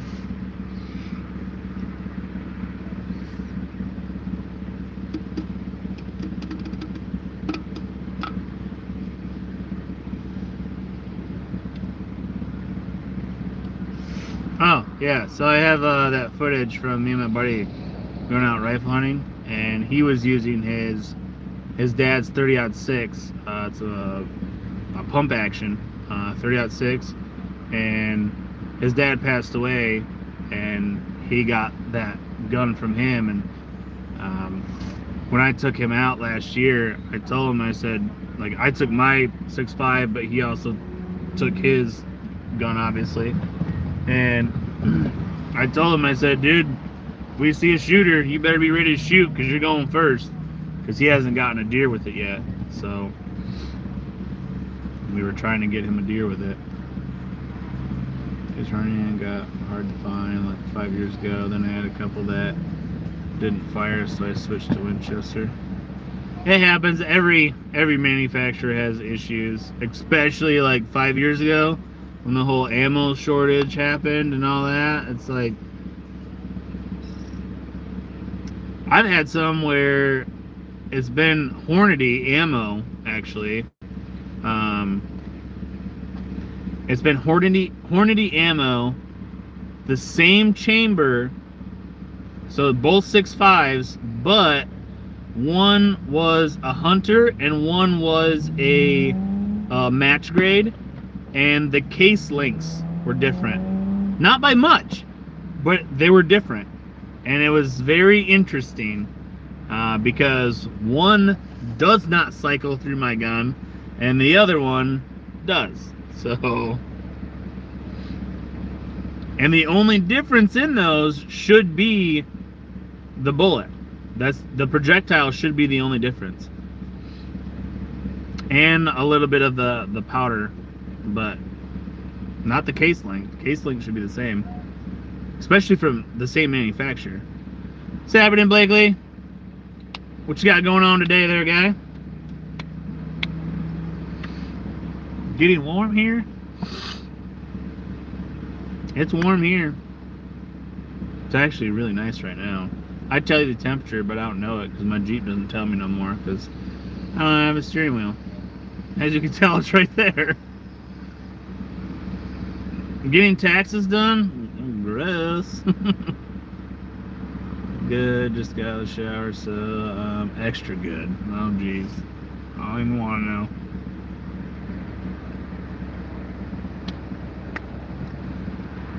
So yeah, we were talking about hopefully you can finish them tomorrow. Just talking about archery, and then we were talking about what everyone uses for their deer rifle for rifle season. Dropped to 58 before I got on the live, already past the deer point. 7 mag. I had a 7mm mag. Freaking hated it. Just in that. I am warm if it refreshed. Okay. 7mm 08.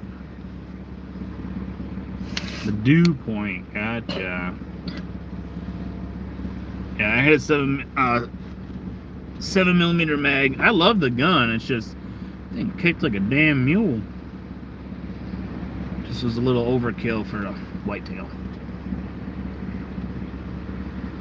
And I wanted to build a 6.5 anyway, so that's what we went with. 6.5 Creedmoor that I use for literally everything.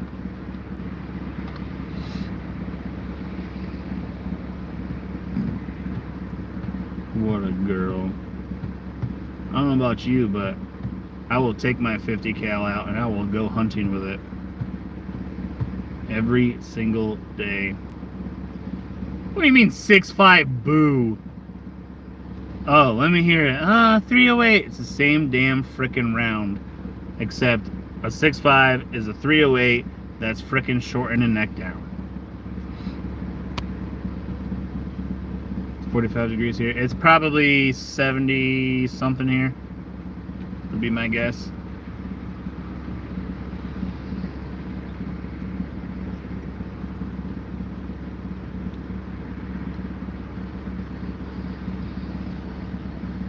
Like literally 308 until it guts out of it with a 50 cal. Hey,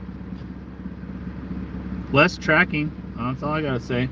To me, 6.5 is a good paper shooting around. Some people think that. I'll shoot an elk at 400 yards and not think twice about it. I never had something that when he loaded it, he noticed it went in hard and went back to take it out. And it was sucked, so he brought it down to use my tools to get it out. Oh, okay. You literally just compared a 270 to a 6.5.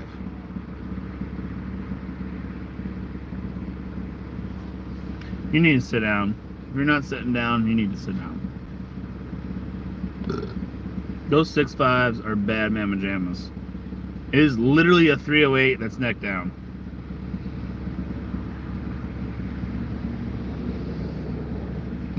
And it has the same ballistics basically all the way out to 400 yards. Like, don't get me wrong, I've used a 270. I love a 270 for deer hunting.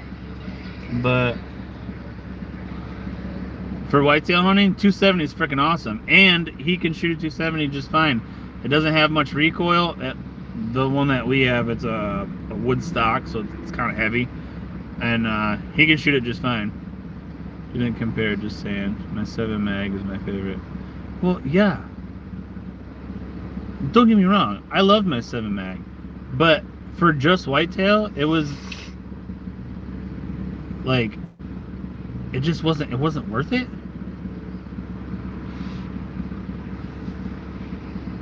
I don't know, because we have the 270 and we have the 6.5, so why have a 7mm mag? Like, my ultimate gun is a 408 Shytech and an AR-10 platform, which as I said, but that price is basically the same price as the other one that I would love to have, which is a 300 Win Mag. That is like my dream gun from Carolina Firearms, custom built. My dad has a 270 for deer and a 300 Ultra Mag for elk, and the thing has a huge bullet. Yes, it does.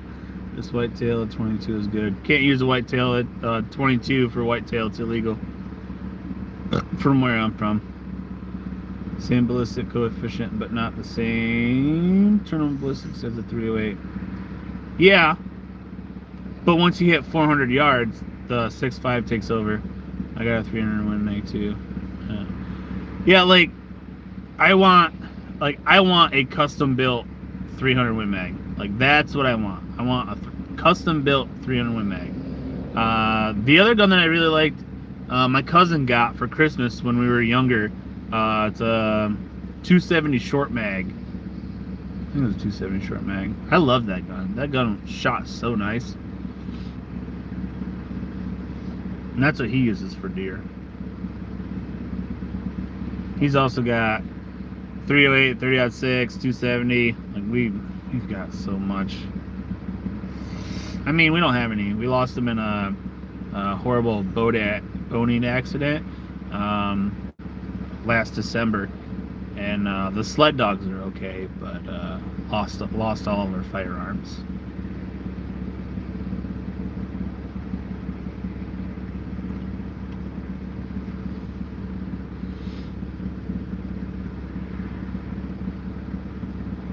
Expensive, and they're hard to find.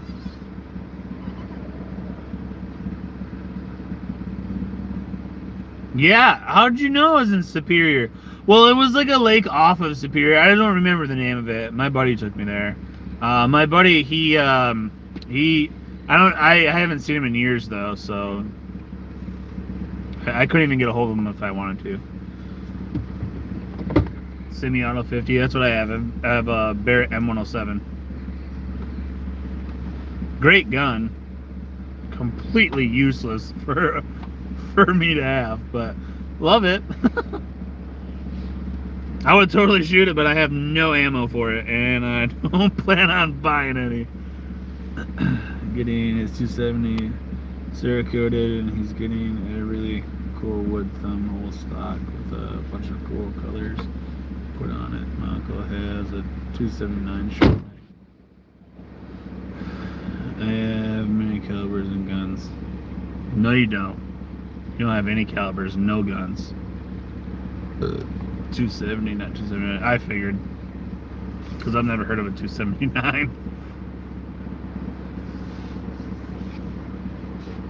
A bunch of friends went to the Continental Shelf and had the same thing happen. It's weird, man. Like, it's crazy. I know so many people that have that happen. It's ridiculous. Yes, they work good for deer hunting. 280 is good too. Never shot one. Never seen one.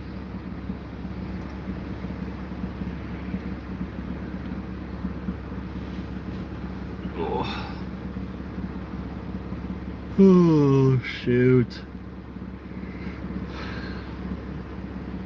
Been a long day, y'all. My dad has a ton of guns from pistols and shotguns. It just came up out of nowhere. I know, it's weird. We carry a 9mm Walther PPS 9mm and a XDM 40 compact for pistols, and a couple different Kimbers.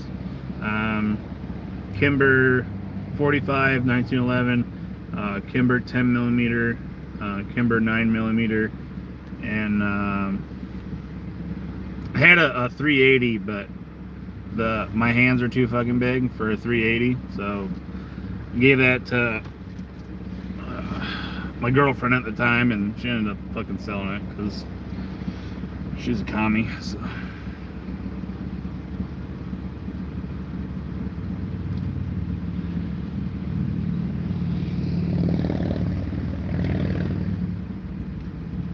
Freaking awesome, Scab. That is my most favorite gun in the entire world. I love a Kimber 10mm. They are freaking amazing. 1911 are good. 1911s are fucking awesome. They just work. You can freaking load mine with beach sand, that thing is still gonna fire. You can freeze it, doesn't matter. That thing is just gonna fucking work. There's been guys that have found 1911s from wars like fucking 8 feet underground and pulled them up, cleaned them, and shot them. Like, it's insane. They just work.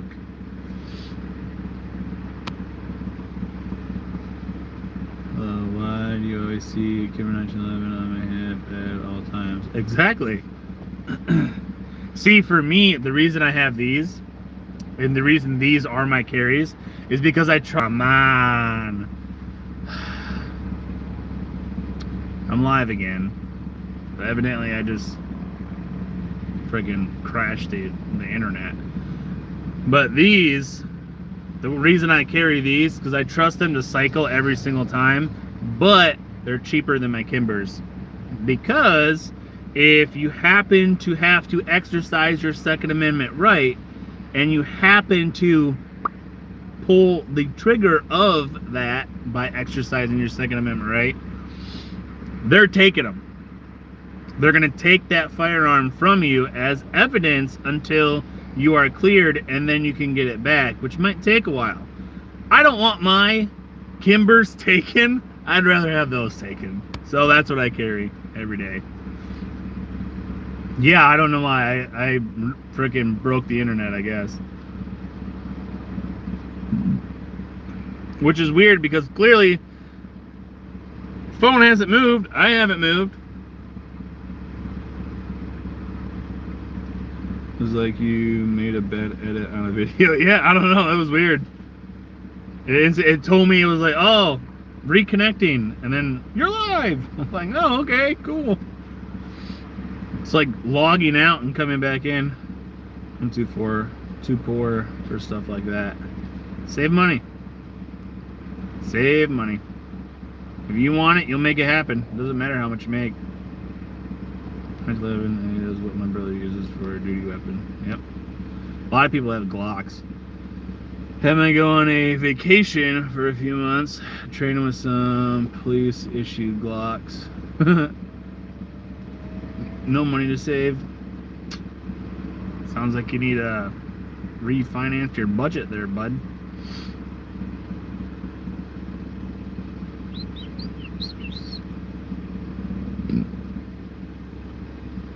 Fuel prices are going down here, so that's solid. Yesterday, when I filled up with fucking fuel, it was $4.21. We left the Walmart parking lot this morning, and it was $4.19, so that kind of pissed me off. Right now, it pisses me off because it's $4.08, so that really sucks. I was talking to my mom today, and she said fuel up at the store, which is half mile up the road from the farm, was $4.05, which it's always like 10 cents more up there because it's in the middle of freaking nowhere, and compared to like Ludington fuel prices. So we are excited that fuel is going down. That is going to aid in our travels big time, because then we'll have more money for other shit, not having to throw it away into this stupid Jeep. I mean, like, I love my Jeep. I just wish I had an LS and got better fuel mileage. All my money goes to bills and trying to make my business successful. Hey man, I understand that, but you still gotta have play money. Gotta have play money.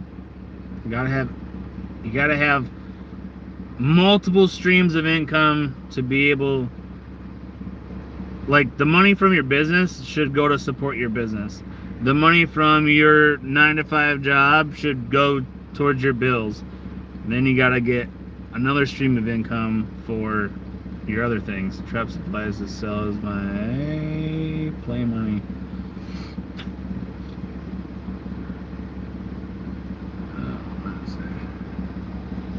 Hello.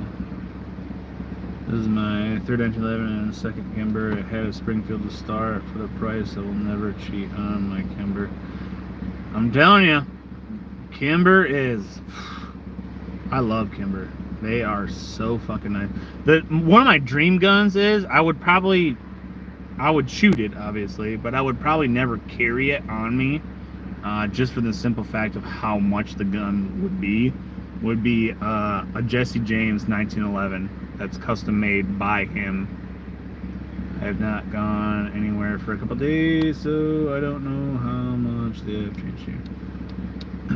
When I find it is my business trying to do some nuisance work to make gas money.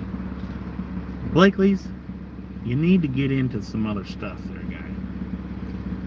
You need to get into something else that will create revenue that is passive, so you don't have to worry about it, and you can continue focusing on your other stuff, and that revenue will still be coming in, and you can still focus on your other stuff. I have a 45 Colt that I love. Colts are badass. I've never had them. I've always wanted one. My 10mm from Kimber I got because we used to go to Alaska all the time. And I seen a guy shoot a grizzly bear in the face with a 10mm Kimber, and it dropped it on its fucking ass. And I'm just like, it was charging, but it dropped it on its ass, and I was like, yep, want one. That's my other thing. Yeah, but you gotta work at it. I'm talking about something that you don't even have to basically work at. It's just there and it makes you money. Buy a rental property. I've shot STIs and some high-end custom 1911s that aren't amazing, but not enough for the prices compared to a Kimber. Exactly.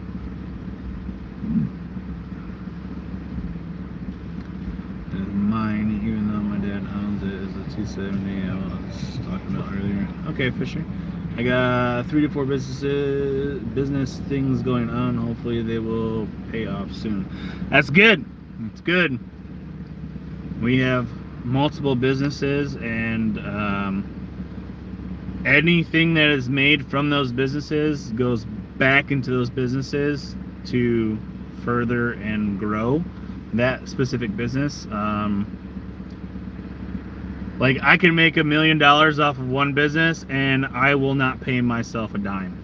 I will not pay myself anything because I put it right back into it because of certain specific reasons. I am a member managed LLC guy, so can't touch my stuff because I'm not 21. It happens.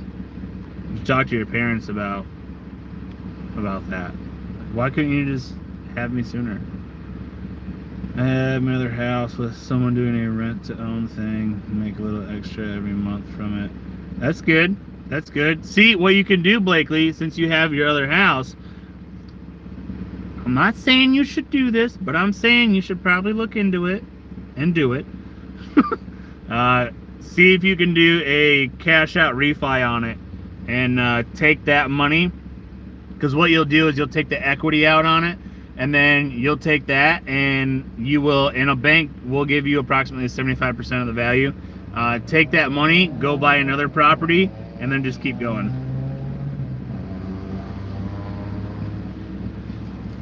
That's what we do. So that's what I would suggest.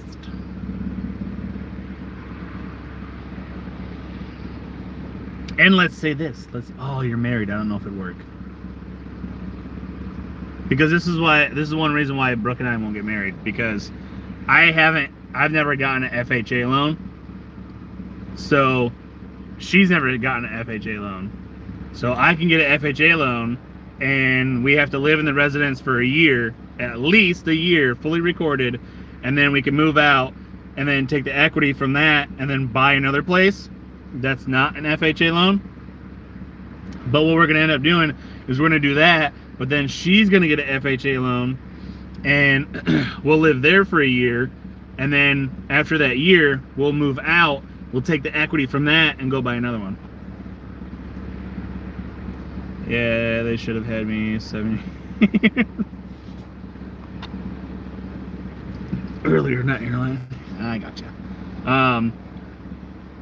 But yeah, one day when I got the collateral to do that, I will. You don't need collateral. The house is the collateral. That's why you're doing a cash out refi.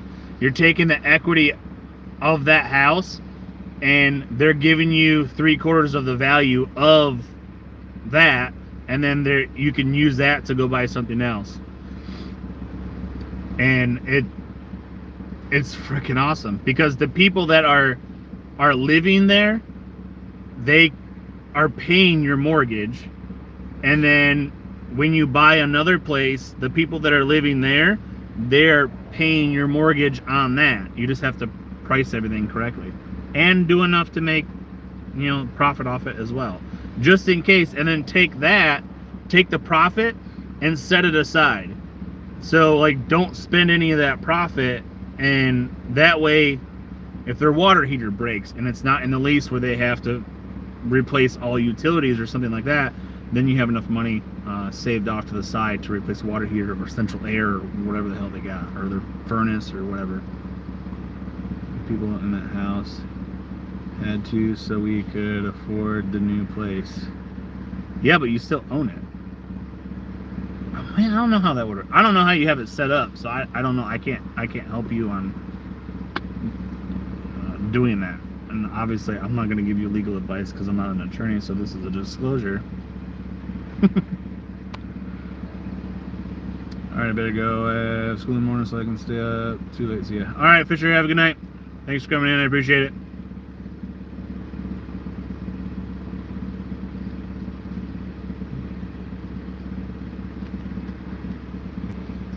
Hey, it's fully charged.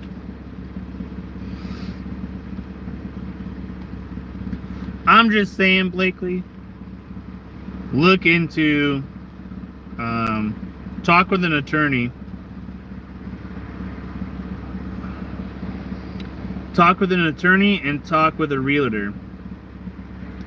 And talk with a bank and ask them collectively, with the contract that you have with the people that are in your house right now doing a rent to own, if you can do a cash out refi on that property.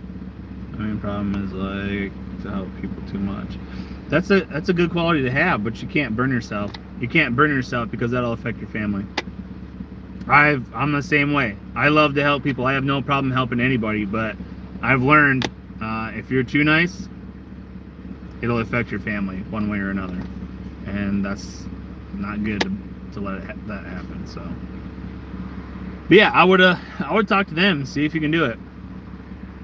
See if you can do it, because ultimately, if they're doing rent to own, if they don't pay, they don't own.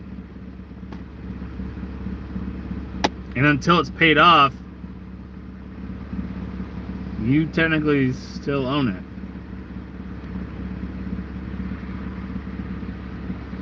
Oh, I dig myself a friggin' hole all the time with people.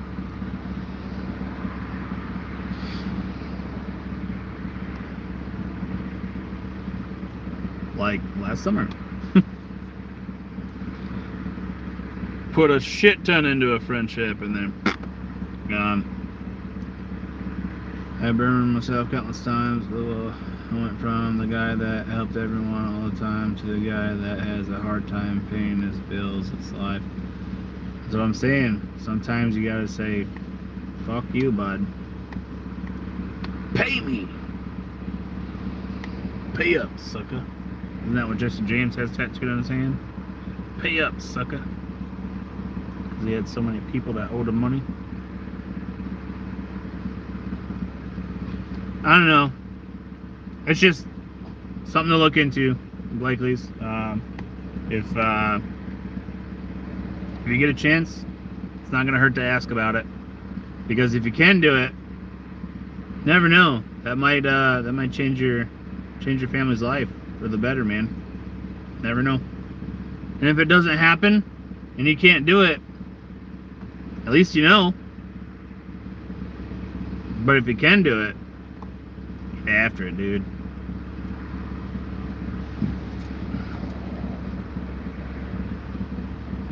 Because you never know. Things can change overnight for the better. Because the way I look at it is, if they say no, I got a loan to remodel my brother's house because his family needed a place to live and never got a penny from him. Did it a couple times for him. I would, not to be mean, but I would burn the house down. Or at least take all the shit that was remodeled out of it. Have a contractor come in, just take all the shit back out. Like, hey, dude, if you want it in here, pay me.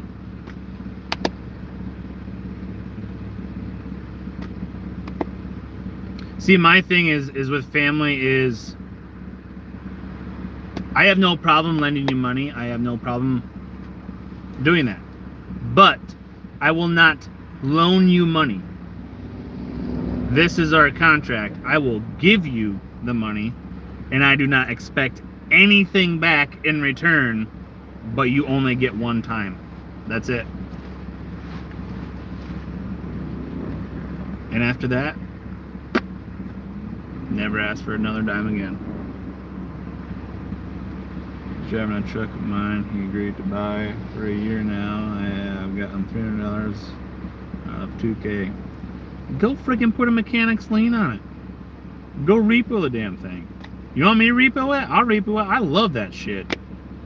Love it. I got a buddy that owns a towing company. I'm just saying. Like, I'm down. You gotta make sure your family's taken care of first. That's the first thing that comes for me. Is I don't care who owes me money.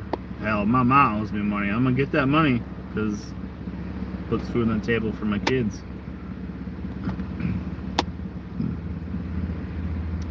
Did a lot of that. To the point the wife said either cut them off or her, yeah, charge a crap ton to go from there to here. Hey, I'm just saying. And they only charge, my buddy that owns a towing company, they only charge when they put your vehicle on the hook. I've had them come down to Ohio, pick up my Duramax, and take it all the way back up to Michigan. 5.5 hours at normal highway speeds, like 7 at tow truck speed. Cost me $350. Telling you, they are top freaking notch, which is going to be more now because fuel prices are higher, but they are best in the business. They are absolutely amazing. They'll, here, I've done this for a few people. Stop, my guy, because it's only gonna hurt, and it's only gonna get worse. It's the way I see it. These other people are living damn good lives, and you're the one struggling, but you're the one helping. What's gonna happen when you need the help and you ask for a helping hand? They're not gonna give it to you. At least that's what happens to me. So I don't ask for anybody's help. I just get it done. Except for the whole thing that we talked about last night's live. That's kind of a challenge for me. I've kind of set that in my mind as a challenge for me. I do not want to buy a bus unless it's with the revenue from our social media platforms, from YouTube, TikTok, wherever, or our merch stuff, because I want to prove to myself like I can make this happen. And if I can make it happen enough to buy a bus, I can make it happen to go for the rest of my life.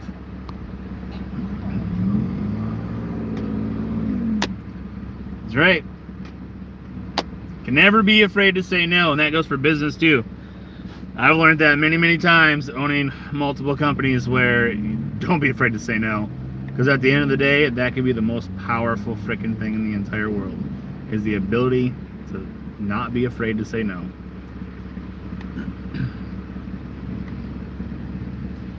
And usually when you say no, they usually want it more, and they'll end up paying more anyways.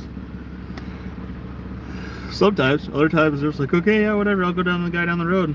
Go to the guy down the road, they pay a cheaper price, and then it ends up back at you to fix their shit. Most of the winter, yep.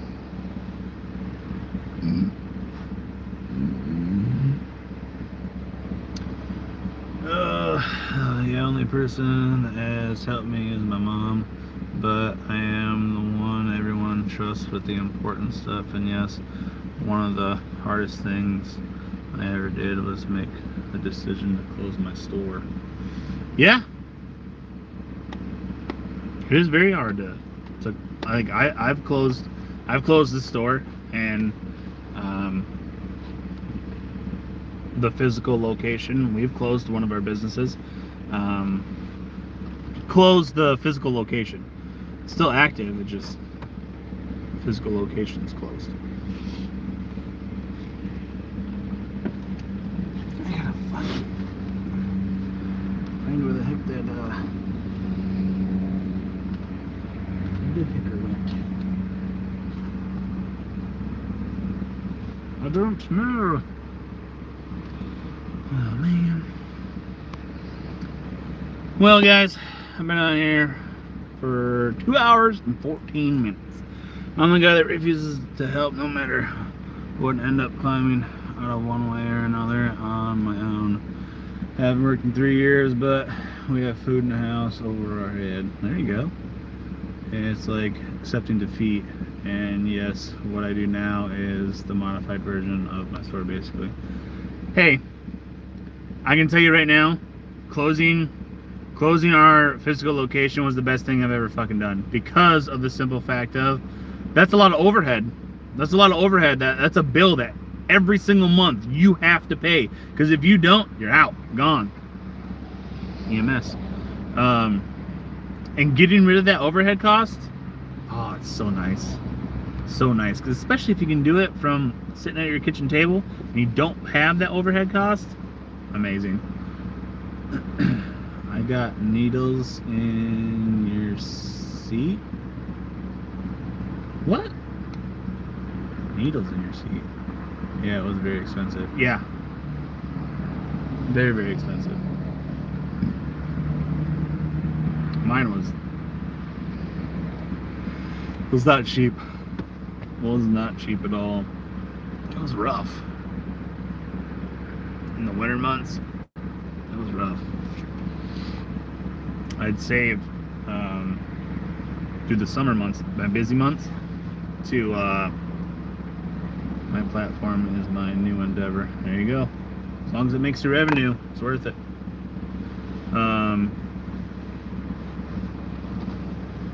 But yeah.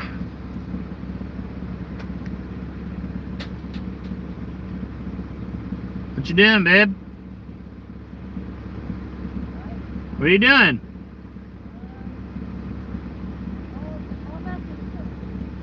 Okay.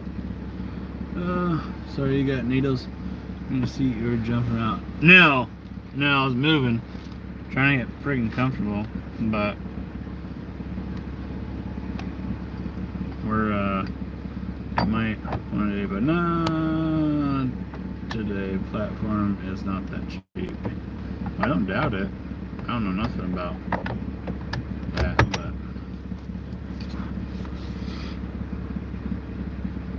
well, guys, it's 12:16. I'm gonna head off here. I'm gonna go get some more freaking work done, and I will see you guys on the next one. You guys have a good night, and thanks for coming into live. I appreciate every single one of you guys, and we will see you guys on the next one.